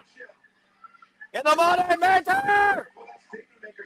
Or Statement Maker, excuse me. Again, Hazuki, nowhere to go. Does she know what the ropes are, though? Again, look at the torque on Hazuki's neck being applied for Mercedes Mone. Look at the desperation on Mercedes Mone's face. Hazuki, though, with a reverse roll-up, showing herself, and forces Mone to break the hold. This has definitely been the most competitive match so far in this year's tournament. Locks the arm again, and oh, God, vicious backstabber by Mone.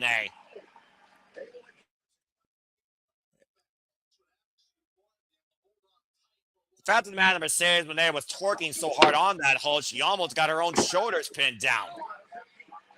And now thinks that it might be over. Looking to hook up Hazuki, possibly in the gory special for the Mone Maker. Hazuki, though, with a roll-up, cover, hook on the far leg. Gets a 2 count. Please stop teasing me like this. Sidestep, and again, Mone hooks Hazuki. In position, Mone Maker denied again. Roll up, cover by Hazuki. Mercedes Mone escapes. And again, Hazuki might be looking to trap the arm. There's Hazuki straw, the cover. It's in Hazuki. God damn. Kick out 2 by Mone. Incredible awareness with these flash pin attempts and escapes by both these incredible athletes. They're really going. They're giving them the time. I like this. Women just literally leave it all out there again. Oh, man. Big fresh kick by Hazuki. Rocks the CEO. Fresh kick connects. Hazuki on the move. But catching him with the knee in the midsection. And once again, Hazuki on the move, though. Runs into Mone with the elbow. Stops her in her tracks for a split second. Again, when you think someone's on the move, the other one is right in hot pursuit. Up the ropes again. Both these women trying to keep up. Cazadora, roll through. Maybe double stomp. Mone, though, hooking Hazuki into a backstabber. Takeover into the Statement Maker again. Center of the ring. And all that pressure again on the back after that backbreaker again as well. Cannot do Hazuki any favors. Now trapping the arm, and again, you see the ad script on the side, the head and neck. Will Hazuki tap out? Will Hazuki pass out? Will she find a way to force the break? Will she put the shoulders down? Hazuki might be fading here. Hazuki taps out, and Mercedes Mone has advanced. For the second consecutive year, Mercedes Mone is in the finals of this year's Women's Owen Hart Foundation Tournament. God damn it. I mean, it was expected.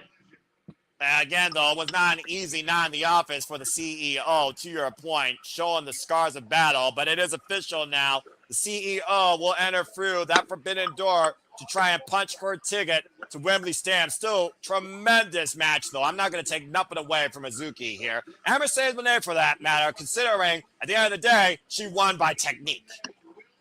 Yeah, that was and that's what Owen Hart was, a king of technique. And we very well might be looking at the queen again here soon enough. What a match.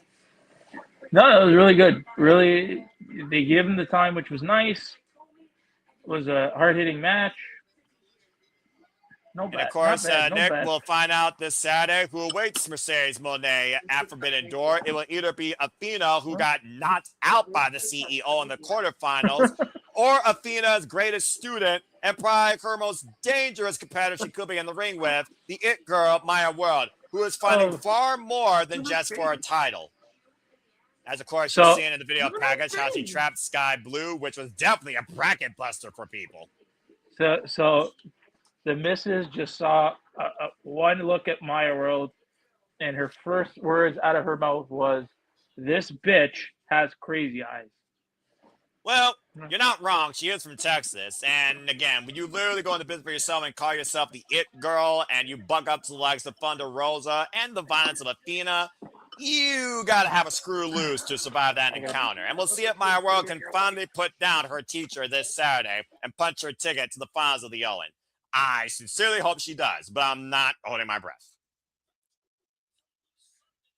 Again, thank you, Hazuki, arigato, and again, Mercedes Mone, damn it.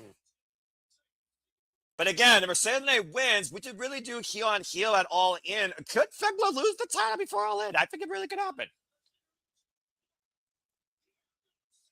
But that being said, speaking of Forbidden Door, let's elevate this shit! As we know our finals in the men's tournament, time for a face-to-face with the bruv, the newly married bruv, by the way. Congratulations to him and Alex Windsor. and the most dangerous man in AEW, Swerve Strickland. And of course, Will Ospreay last year was also in the finals of the Owen Hart Foundation tournament and fell short to Heyman Adam Page in what was literally a shootout, bruv, in the desert, where a hidden blade failed to hit the mark before a buckshot lariat. And this year, we have a Forbidden Door rematch from 2 years ago when Swerve Strickland was literally the AEW World Champion. This is going to be good. And of course, Will Ospreay got married. Okay, so ready? Next, the Mrs. Next words. She just heard that Will Ospreay got married, and now he's there. Her words: "I would fucking kill you if we got married and you went to work the next day."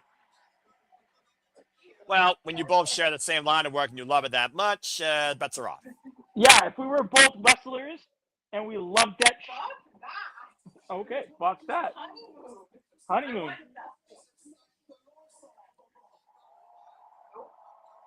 What did he just say? We can go to Hawaii whenever you want. Go chase your dream. That's a supportive wife right there. Dude, the missus is triggered right now. She's triggered. Why? Because the wife realizes how important this dream is for the bruv versus the eternity of their marriage where they got a one-night stand in Hawaii waiting for them, regardless. Exactly, honey. This is important to them. Okay. She wouldn't understand. She's not a wrestler, and she's not a wrestling fan, and I respect her opinion. Exactly. Noah's right. You wouldn't understand. You're not a wrestling fan. You're not a wrestler. But here's someone else that definitely understands what it means to literally be ahead in this business and will do anything it takes with how bad he needs it. Here comes Swerve Strickland. After overcoming both Bandito and Brody King on his road to the finals, while Will Ospreay overcame Samoa Joe and Dongsula Mark Davis and pretty much the entire Don Callis family in the process. Honey, do you swerve while you drive? No.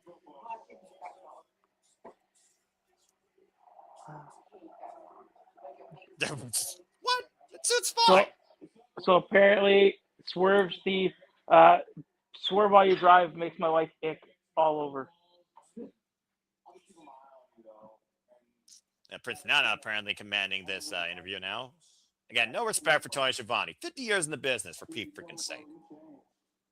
And it looks like the boss is going to speak for Strickland, Will Ospreay. I think this time last year, these two were fighting for AEW's livelihood.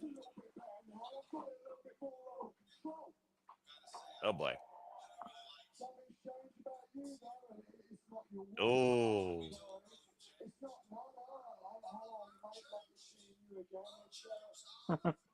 I've changed? I was say you're still the same cheeky Brit.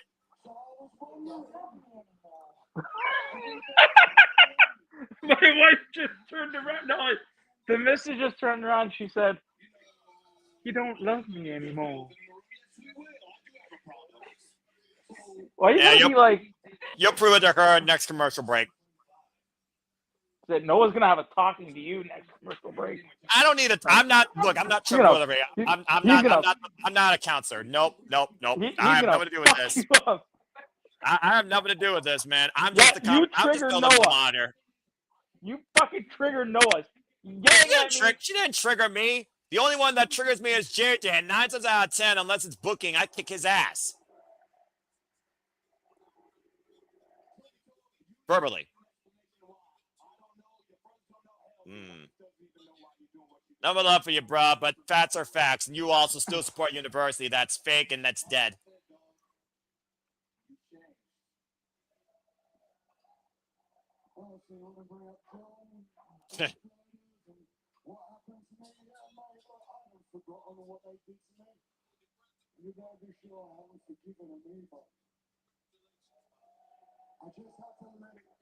Bringing the wife into play. I don't know if that's smart, Swerve. Doesn't mean he won't, though. Change. No, both matches changed, honestly.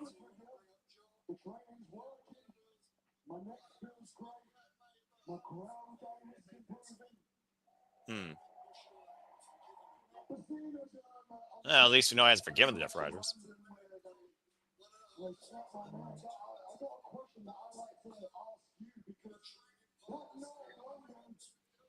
What unique training partners to have, and Jon Moxley of all people. He's got a submission hold now.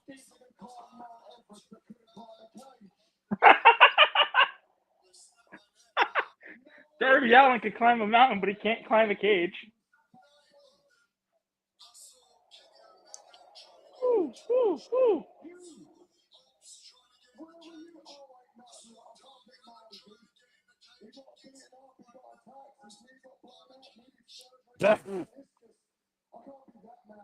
Darby can climb everything. Is the gate closed? Who was backstage? Oh, yeah. Woo. You.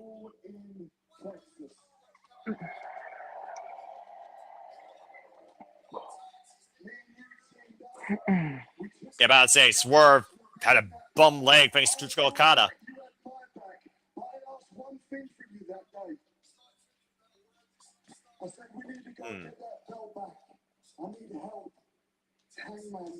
It was all in Texas.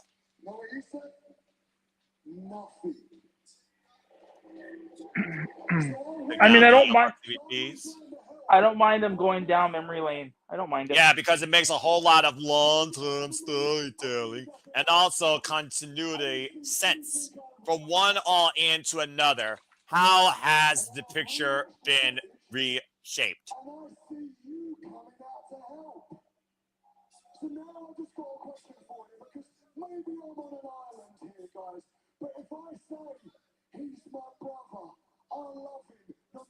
Yeah, that's right. Clark's nearly stumped in your neck in a chair.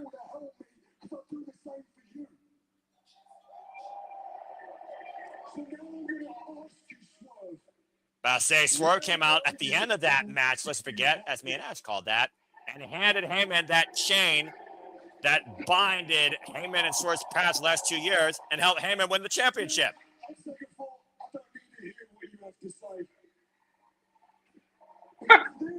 Remember, a brick wall to help him.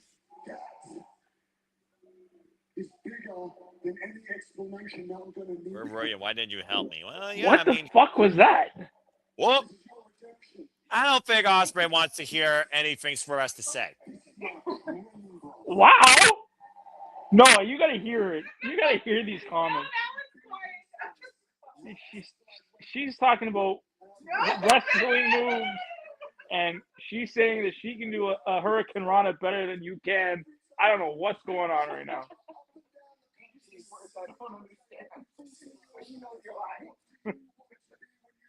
How bad does Ospreay want to achieve the dream?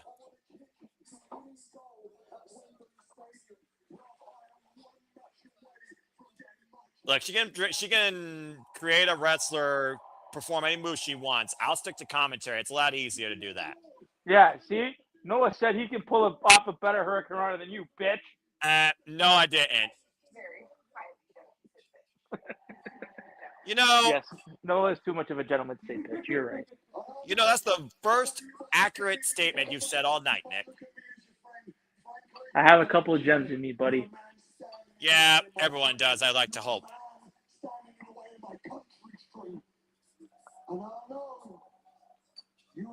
Semifinals of Ospreay's World Cup. Well, how fitting as we have World Cup season. Hesitate to end you, bruv. Not if I do it first.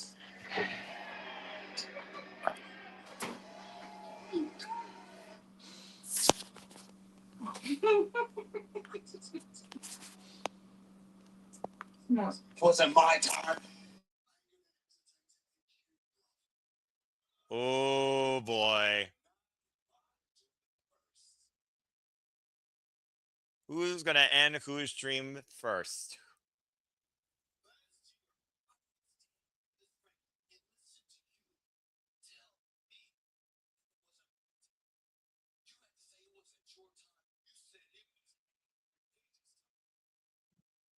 It was Heyman Page's time. I remember that.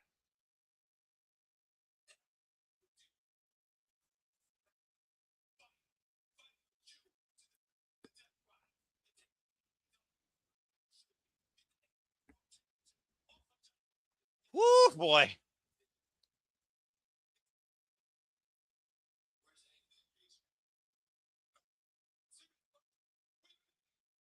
I mean, Heyman hasn't been seen since he lost MJF at Revolution, to be fair. That's a very fair statement that he just said. Yeah.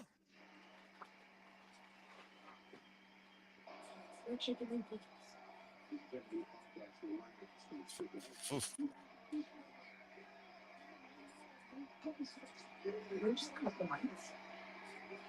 What? Step aside for Will Ospreay. For other people to come and get opportunities that I deserve. Jeez. World champion. I'm glad that broadcast was able to pick that up before that got heard. Sounds like you really feel Swerve without, demonetizing AEW. No. I'm not letting it happen. For anybody. Not even you, Will. I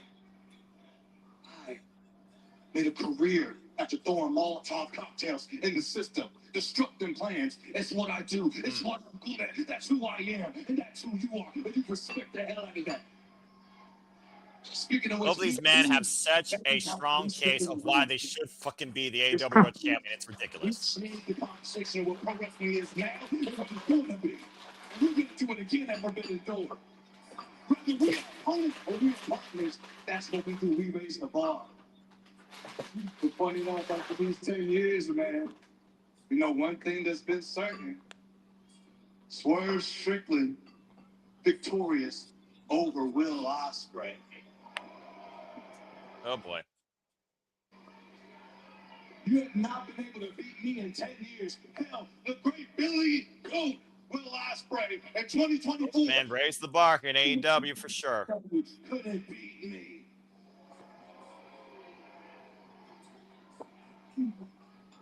So when I go over you, it's true though. He's not wrong. Again, like I said, Forbidden Door 2024, Swerve defended the World Championship session against Will Ospreay. Took 27 damn minutes, but still. No, not wrong.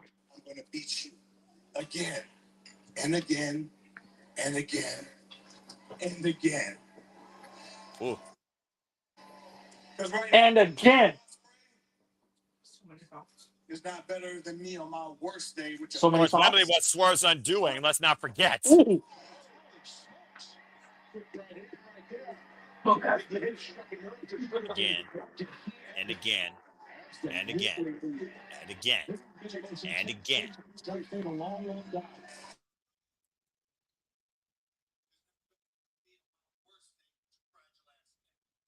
Oh boy. Oh, what a stiff right! Just jacked Swerve's jaw. I think Swerve struck a nerve there. Damn. Oh. Nana handing Swerve that steel chain. And am I going to preview before Forbidden Door? And both these men might not be able to hold themselves accountable for what happened. Wait a minute. What? Whoa. Hold the phone.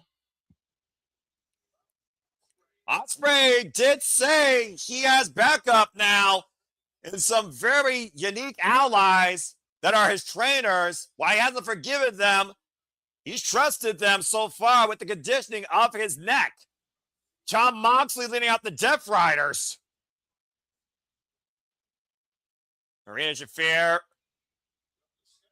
Okay, a little discussion here, a little bit of circling possibly. So Strickland got a lot to figure about here. Make your next move.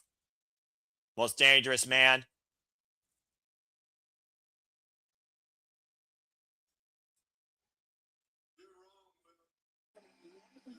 Very solid promo. That was really good. Very Change, drive, determination, mission statement, results, everything just unfolded there in front of our eyes. And this all comes ahead this year at Forbidden Door in the finals of the Owen. Who wants it more? Who deserves it more? Who needs it more? Who's driven by it more? Who's willing to give more to pursue the AEW World Championship at Wembley Stadium? We'll find out Forbidden Door at the finals of the Owen Hart Foundation Tournament at Owen. I cannot wait to call this fucking match. And again, though, the Death Riders, John Moxley says, I'm all about loyalty, following things through to the end. Does this end at Forbidden Door, or does it end at All In? I don't know. I mean, they got to stretch it out. They're doing some good storytelling. But I do have a first on the Simply Reliable Studios. We're gonna have Mrs. Ferrante rate what we just saw. Honey, tell us, what did you think of that? So her answer is no answer and walking out the door. I'm not kidding you for that. You're not. She walked out. That's what she thought. She walked out. Okay. As we got a full commercial break, fuck television.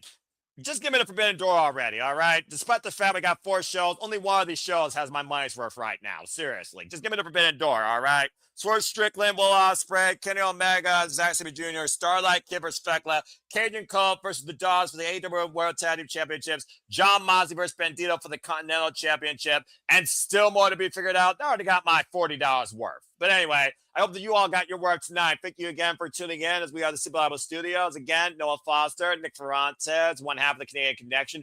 Hope you all enjoyed. Please like, subscribe, comment, tell a friend. If you haven't followed already, again, I encourage you to follow us on the X at the Mothership at SR Studios 2024 today, or follow and subscribe to all the YouTube outlets. Follow my friends, Rage with Wrestling, the reality, of course, Walter Cruz, Casa de 18 Studios, Regular Wrestling, JJ Williams, despite the fact he sometimes also is a major dickhead. But speaking of dickheads, don't be a dickhead. Subscribe today to Barry's Army at Barry for Wrestling, our Canadian friend Ash. And again, shout out to my fellow Mighty Morphin friend, Datilla, the other, of course, queen of the Simple Studios, the Dash. Of course, follow her Brainers of Wrestling or her newest venture at Pop Culture Powerbomb on the X. The bird is dead until JJ smarts up like WWE calls the Undisputed WWE Championship, the Undisputed WWE Championship for a reason. I will continue on that escapade, and nothing will change that. And at the end of the day, what we've learned tonight, we know that Team MJF is Kevin Knight, Kyle Fletcher, Jake Doyle, Kazuchika Okada, Andrade El Idolo, and MJF with freaking, what's the word I'm looking for? Reluctant Andrade El Idolo. Kenny Omega and Zack Sabre Jr. confronted themselves, of course, at the top of this show tonight, as, of course, we prepare for this dream encounter. The best bout machine versus the best technical wrestler on the planet. As I said earlier, Cajun Cole saw the Dogs and have now challenged them for the AEW Tag Team Championships.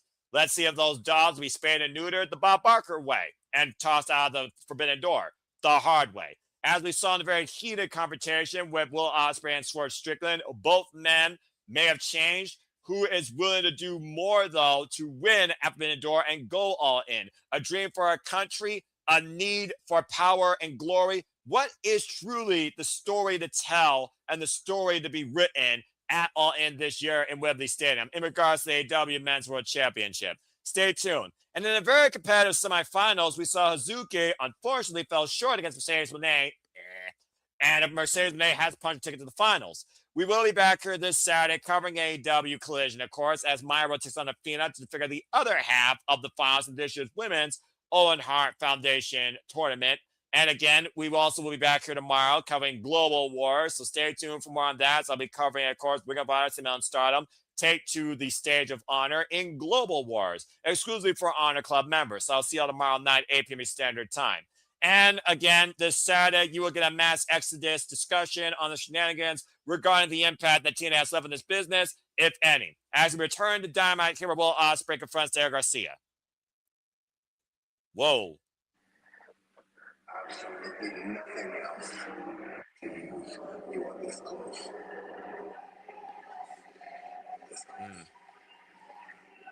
Yeah, Moxley right now trying to quit on Ospreay. It's just words. Words can't hurt you unless you let them.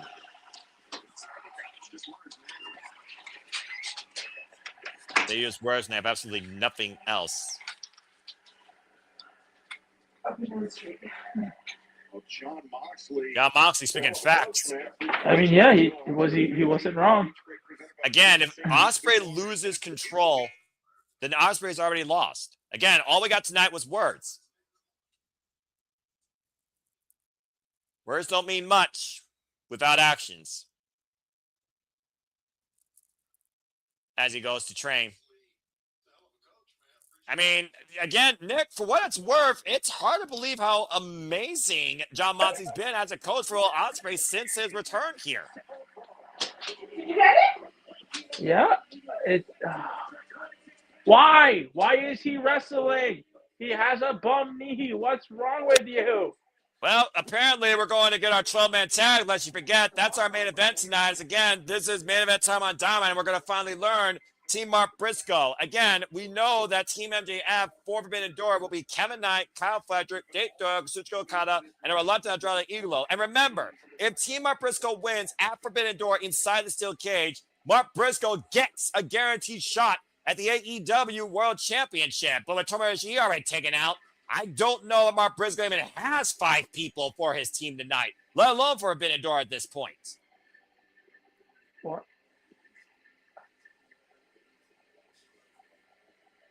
Freaking Don Callis family, good Lord almighty. I tolerate all of you, including you, bruv. That being said, I guess Don Callis decided to finally get a fiend for his ugly face in that Titantron.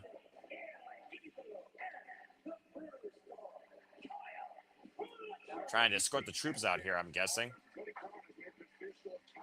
Where are they? Oh, there. Don Callis is probably giving him a pep talk. Again, Andrade Idolo, the most reluctant man here. Dave Doyle, Kazuchika Okada, Kyle Fletcher, and Kevin Knight assembled with Don Callis. And there's Andrade Idolo. Andrade, by the way, who just lost his Global Heavyweight Championship at Dominion against Shota Umino in that triple threat match.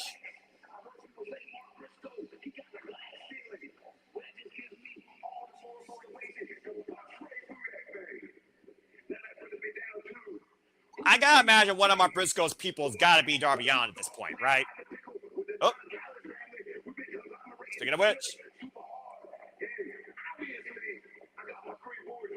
got Orange Cassidy, got Roderick Strong, got Kyle O'Reilly. Oh, is it who I think it's gonna be?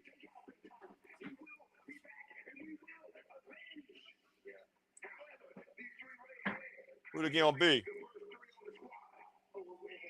Well, you're I playing Pat the Pickle Dick. Freaking Mark Briscoe can speak any night of the week, and I'm just in a better mood. You got Beat Tom. That Stone People does not stay down for long, though. I'm just saying. Mark guy's like, yeah. I knew the first 3 on Scar was going to be the conglomeration, clearly.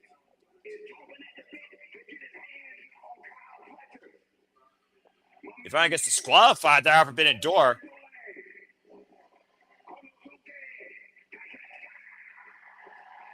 So, Mart, you got to fight clean tonight. Play by the rules.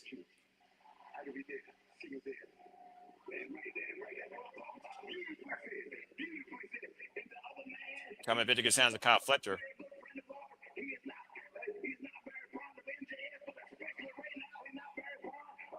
Kanosuke Ketchka! Okada, I hate you. What else is new?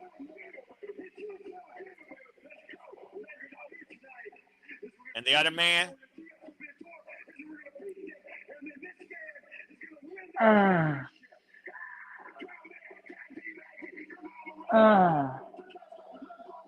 Darby Allin called it!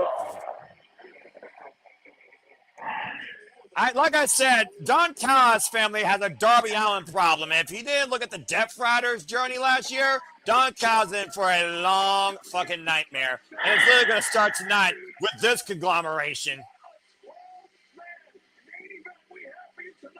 Well, that being said, time for a 12-man fight.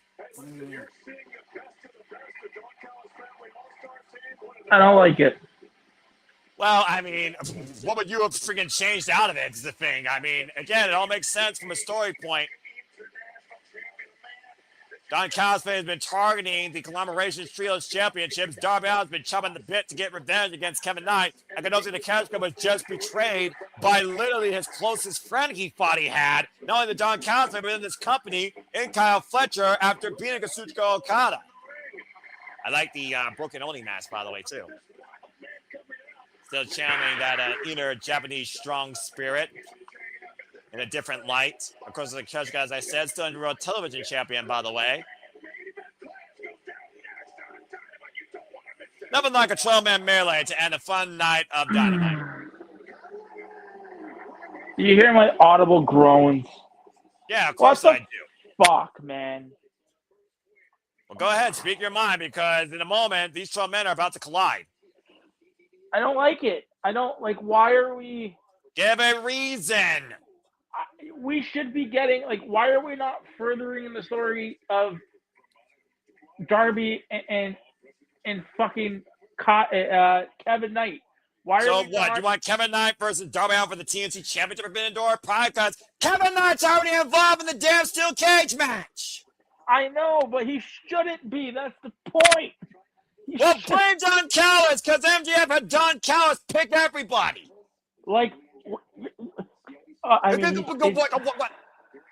I don't know, man. Talk. Quit being all gibberish. You didn't need to do a fucking 12-man. You could have gave me a 5-on-5 in the cage. I don't know. It just... It bothers your brain. You're fickle. You're overwhelmed. No, it's just... I get why they're there. I understand the participants in it, I guess. All right. We should be building. The last time we saw Darby Allin before last night, he got the shit kicked out of him at Forbidden Door and got UFO splashed by Kevin Knight. Correct. Who joined the Don Callis family. I know, but why aren't we having a plan to forward that story? What makes you think the steel cage won't forward that, though, is the other question. They're both involved in this match. But that match should be a one-on-one match. But what makes you think they won't do it later? Why do you want to push the one-on-one match right now, this soon? Sounds to me you want to escalate stories into the one-on-one affair quicker than usual. All the stuff you're talking about between Kenosuke and the Don Callis family and Darby Allin and Kevin Knight happened last month, dude. It hasn't been 4 weeks. I know, but... You're impatient, it sounds like. You literally want the one-on-ones now. I get what you're talking about, but dude, you can't go back-to-back on pay-per-views with stories. But this feels that they're just being shoehorned in there because it's they don't have... It's a 12-man steel cage. What the fuck you mean? Of course it is. It's a buffer. It's a fucking buffer. What are you watching? It shouldn't feel like that. That's what I mean. I don't know. It should feel natural, but it doesn't. It doesn't feel natural, despite the fact that buffer on pay-per-view is going to push it all. Don't you want a pay-per-view sometimes to actually push something versus conclude something? I still would have. Okay, if that's the case, this goes back to the beginning of the Build for Forbidden Door. I wish they did Speedball. Versus Kevin Knight. I was thinking originally Speedball was going to be part of it because he was portrayed by Kevin Knight, but here's the thing. Jake Doyle, who's part of Team MJF, Jake Doyle beats Speedball by barely clean as a whistle in singles action this past Saturday on Collision. Speedball kind of has not been on the great upside. And the funny thing is, prior to that, Speedball says, I promise to beat each member of the Don Callis family to get to you, Kevin Knight. He just lost to Jake Doyle on Saturday. I'm just saying. Yeah. Kudos to making Jake Doyle look strong somewhat. You're right. I'm not saying you're wrong. And I'm not hating it. Come on, keep going. We're going to keep this conversation going as long as this match goes. And this is AEW, yeah. So you know you got 10 to 15 minutes, bro. I don't hate it. I wish. I know you don't hate it. I'm literally trying to the brain of Nick Belief in what he wants in his world of sense, Canadian, versus what's going on here in AEW, American. So shoot. I don't know. At least the Kevin Knight Darby stuff is I feel is a little bit, that just doesn't feel like it needs to be in there.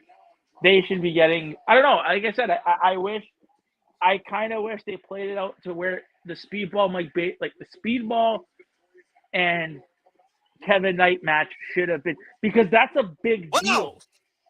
That's a big deal. The fact that Jet Speed tagged for so long and they broke up the way they did, I wish they played that out more to where that match was on Forbidden Door, because then you could have had the Darby single match, Darby and Kevin Knight. You can have that at Forbidden. Let's call it what it is. That's going to happen. Yeah. I mean, it should happen at Redemption. Name of the show just makes sense. But that match, again, like I said, I wish they did the Speedball. I think my problem is they should have did, and I wish they did, the Speedball match.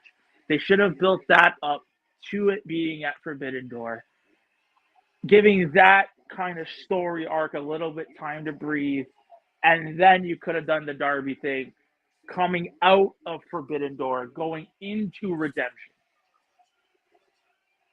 Right? I mean, where's Redemption, though? I'm just saying, don't think Speedball will be too far away from that show, eh? I'm just saying. Tag. Despite the fact, to your point, they did do Kevin Knight versus Speedball for the TNT Championship already. Literally 2 weeks ago. They did. But that's what I'm saying. I wish they gave that. The Kyles. The Battle of Kyles is back. I wish they gave that more time to breathe, because again, Jet Speed breaking up was a big deal, and it should have been a big deal, because that should have been Kevin Knight's first real feud as a heel, right? Give that time to breathe. The most familiar man in Kevin Knight's career. I mean, I can see what you mean right there, but right? Again, it feels like to me that they might hold off on that and pick it up again later versus just consistently going forward with it, because Darby Allin, of course, was the first person that Kevin Knight targeted. And Darby Allin is more synonymous with the TNT Championship. Let's not forget, Nick, last time we were in Wembley Stampede All In, Darby Allin challenged for the TNT Championship in a fucking coffin match. You're right, and Darby has said that he never, in interviews, he always said he never wanted the World Championship. He wanted to elevate the TNT title. He's always said that. Right. Which is why I'm saying, like, I guess I wish that again, you gave the Speedball story arc time to breathe, because they tagged for so long. You kind of rushed it, right? I might try and rush the result here at the ankle lock here, and it's all breaking down. There it goes. Anyway, continue your thoughts. And Bryce lost control. So that's all. I think that's my problem with it. I think that's why I feel like this is at least the Darby and Kevin Knight stuff is shoehorned in. So you're saying if Speedball Mike Billy was in here instead versus blank, it would be a more comfortable sense to you? I would have said. Okay, you know what? I would have replaced Kevin Knight. I would have replaced Kevin Knight with Mark Davis. That's what I would have done. And then I would have put Stop it! Go ahead, Mike Kanosuke wiping out the Don Callis family. But I mean, they're doing the Bandito. Yeah, I would have done. I know, right? I would have put Mark Briscoe, Mark Davis, in that spot. Well, Mark Davis had the AEW National Championship, and we all know Don Callis. He's not going to play fair, and it's a steel cage where they don't use the pity effort of escape. They literally use you got to win inside the ring, where you know the rest of the Don Callis family is likely going to get involved. Let's be honest here, Nick. Yeah. MJF's going to stop at nothing to make sure that Mark Briscoe does not get a chance to challenge this title. Again, the only way Mark Briscoe will challenge MJF is if his team wins. And Kevin Knight and Kyle Fletcher right now bucking up at each other. Let's not forget about Kevin Knight when he was out of the Don Callis family, how much Kyle Fletcher thought about that, considering Kyle Fletcher was the former TNT champion.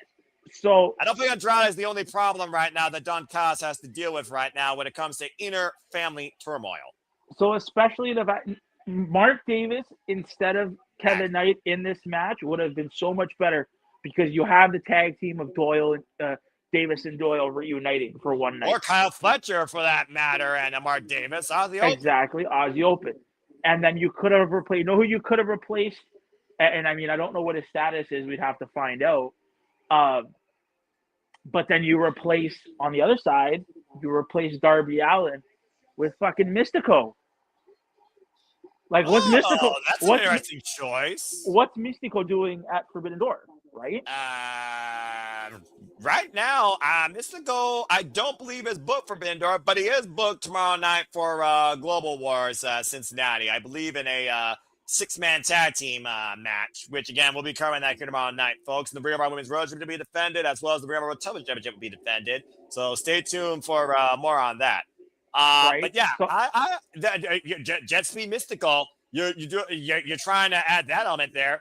Honestly, if Kevin Knight was involved in this, I wouldn't mind seeing Mystical challenge Kevin Knight for the TNT Championship. Then again, that could happen possibly in Grand Slam Mexico, which we're also going to cover here upcoming at Simbo Studios. Speaking of which, let's pause your brain for a moment on this unique ingenuity and intuition outlook to bring people up to speed on what's ahead at the SR Studios, where they're going to hear me and you and a whole lot of other people too in what we have coming up in our watch-alongs that are due. So check this out, folks. We'll see you back here on the other side. Stay tuned. And now for a taste of things to come.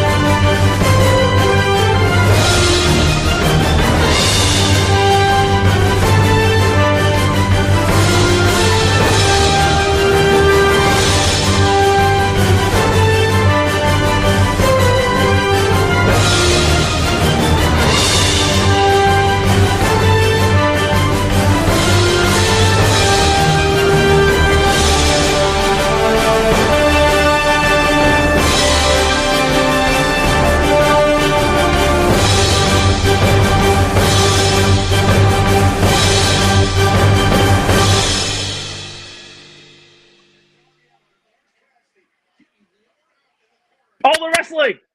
Damn it. Canadian or American or Mexican. And welcome back here to our conclusion of AEW Dynamite and the continued thoughts of Nick believes, what he doesn't believe it or not. Hope you all enjoyed the conversation with the Simple Man and the Canadian. Stay tuned for more of this, usually, sometimes, maybe on a different night that may not involve AEW Dynamite. Hope you all enjoyed the conversation, reactions, discussions, and outlet. Please subscribe, comment, and tell a friend. As Jake Doyle is doing something, Orange Cassidy's arm, hyperextending it over the shoulder. Something! For those that don't know, yes, that is the former Jake Something. Speaking of Jake Something, stay tuned this Saturday for shenanigans. We talk about the impact that TNA has barely left in this business, it seems like, as we look at the mass estimate since 2024 of what TNA has become, a hollow identity of its former self at its highest right. As MJF's arm right now is being worked over blindly by Jake Doyle, who doesn't realize he is rearranging the AEW World Championships left bicep tonight. And again, folks, stay up for that Saturday shenanigans after our coverage of AEW Collision and a short intermission. That was freaking funny. Tab made to Roderick Strong. And now Roderick Strong, the other side of the backbreaker and sick kick. And again, Roderick Strong said that if there's anybody that hates MJF more than him, he would love to hear it. And Kevin Knight caught a vicious backbreaker. Here, I got another one for you there, Noah. Go for it. Where the fuck is the Hurt Business? Where's the Syndicate? Well, I mean, they handled the business at Double or Nothing. They went to the pay window, and now MVP, Bobby Lashley, and Shelton Benjamin are probably thinking about something different. I don't know what MVP is up to, but good point. I don't know what they're up to at this point. Right? They weren't involved in the Owen, and clearly they're right now not on Mark Briscoe's payroll because chicken farming does not equal MVP's probably cost. They go Sierras to Andrade by Orange Cassidy. Again, we talk about all the time at the end of the day, Nick. The problem with the business is an incredible fluctuation of current rising talent from both a quantity and quality standpoint, but the amount of quantity available to them on air, unfortunately, is very limited and sporadic. Knife Edge chop today. Doyle just clocked Roderick Strong. That was something. Yeah. We here at the Simply Reliable Studios like to book ourselves. I don't know. Like let me slam a Roderick Strong side press on the far leg. Kick that too, as you were saying, Nick. Sorry. I feel like there was better options, and this feels just. I don't want to say lazy. Let's look at it this way, though, Nick. I want to just put it to you like this. Ooh, shoulder breaker over the knee. Ooh. We saw the Hurt Syndicate and the Elite involved with Ricochet and some members of the Don Callis family, most of which weren't these people, by the way. Rebound Larry, Jake Doyle doesn't give. At Stam stepping. Oh, God, what a bullhammer elbow. They do off the ropes and Kyle O'Reilly in with the knee. And now we're seeing axe and smash. What, Jake Doyle, Andrade, though, on the ropes, though, on the move. Why there with a flying forearm, wiping out Kyle O'Reilly. Now we're seeing a steel cage match with 12 people. Yes, there's Don Callis, family member elements involved, but there's a different story involved at the forefront. Mark Briscoe and MJF, and it's involving a completely different type of Jesus Christ, that spinning back elbow strike. Dude, when he does that elbow, it looks good. I'm like, ooh. It's lethal is what it looks like here. So is that Chanel DT, but Okada hooking up Orange Cassidy in position. Tombstone pile driver. And now Kanosuke squaring up Okada. Whoop, wait for world class. Right. Not the Rainmaker. Again, I can see these two fight every day of the week. Oh, crap, Okada. Now Kyle Fletcher holding Kanosuke. Too many Ks. Bang, what a knee. Kyle Fletcher from behind. Having half suplex. Running in with a flying kick.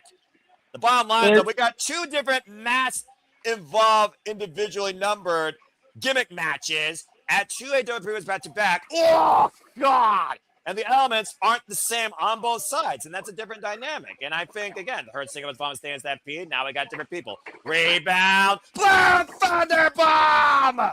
And everybody down. Hey, Noah, how many matches is the Blue Thunder Bomb on? Shut the fuck up, Nick.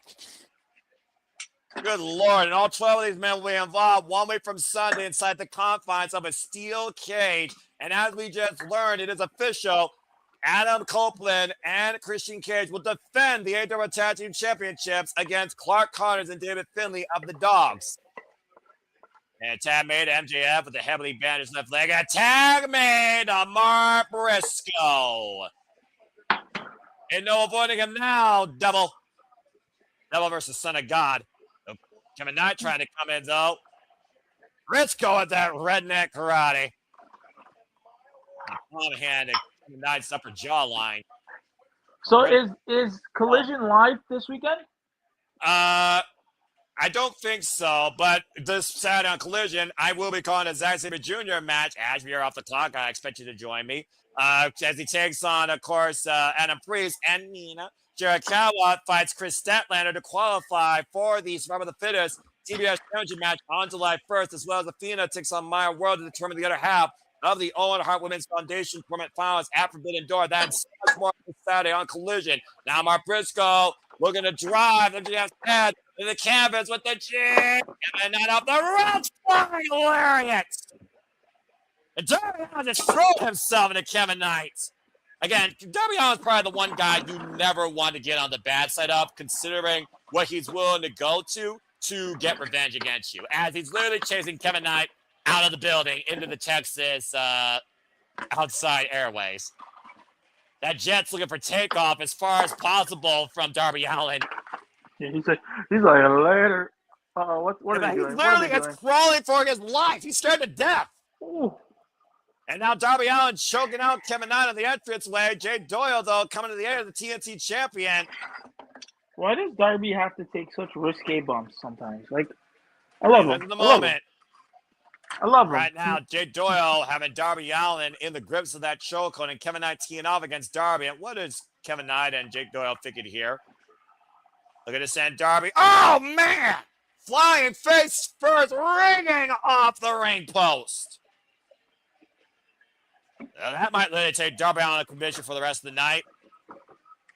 And meanwhile, the two leader men inside the ring, MJF and Mark Briscoe looking for the heat seeker. And again, that knee to your point, I got tweaked there. Get to the midsection. Mark Briscoe hooking up MJF for the chain driller. And the cover, and Don Callis' bald ass is distracting freaking Bryce Rensburg. Had a damn 5 count. Wasn't able to counter the Don Callis' interference. MJF is literally down and out here at this point. And everyone's fighting on the outside right now. MJF hasn't moved. Roderick Strong trying to get on the apron. Kyle Fletcher, though. Oh, man. Takes out the base from our Briscoe. Blind tap by Roderick Strong. Kamiguri connects against the Proto Star. Roderick Strong tapped in now. Legal with MJF. Looking for Adam Heartache. Armringer, though, by the Devil. Now looking for the Fedora. So that's it. That's it. Immediate tap out. Wrenching back as hard as he can on Roderick Strong's arm. Yes, he really wrenches that back. The problem is, again, Don Callis always has a plan. With MJF also calling the plays here, this is a very dangerous team that Mark Briscoe has to contend with. They may not make it to Forbidden Door at this point. And right now, the fight continues to break out here outside the ring. It looks like the Don Callis family has the advantage. Don Callis all smiles like a Cheshire cat.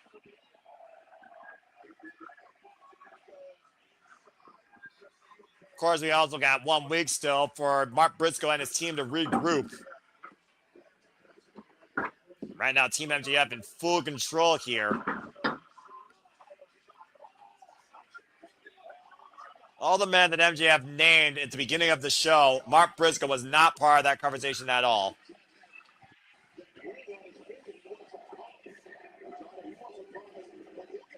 Of course, anything goes inside still gets, as I said, and we don't take the pussy way out. Escape means nothing. And MJF right now calling Andrade to drive the knees forward into Mark Briscoe. And again, Andrade and MJF are not playing well together, as Don Callis did promise Andrade, you will get your world title shot, but Andrade is above this business arrangement. And of course, MJF already made a deal with the Jet, Kevin Knight, where Team MJF wins, Kevin Knight will get a shot at the AEW title. Oh, man, and Brady Mark Briscoe with the 100K Dynamite Diamond Ring.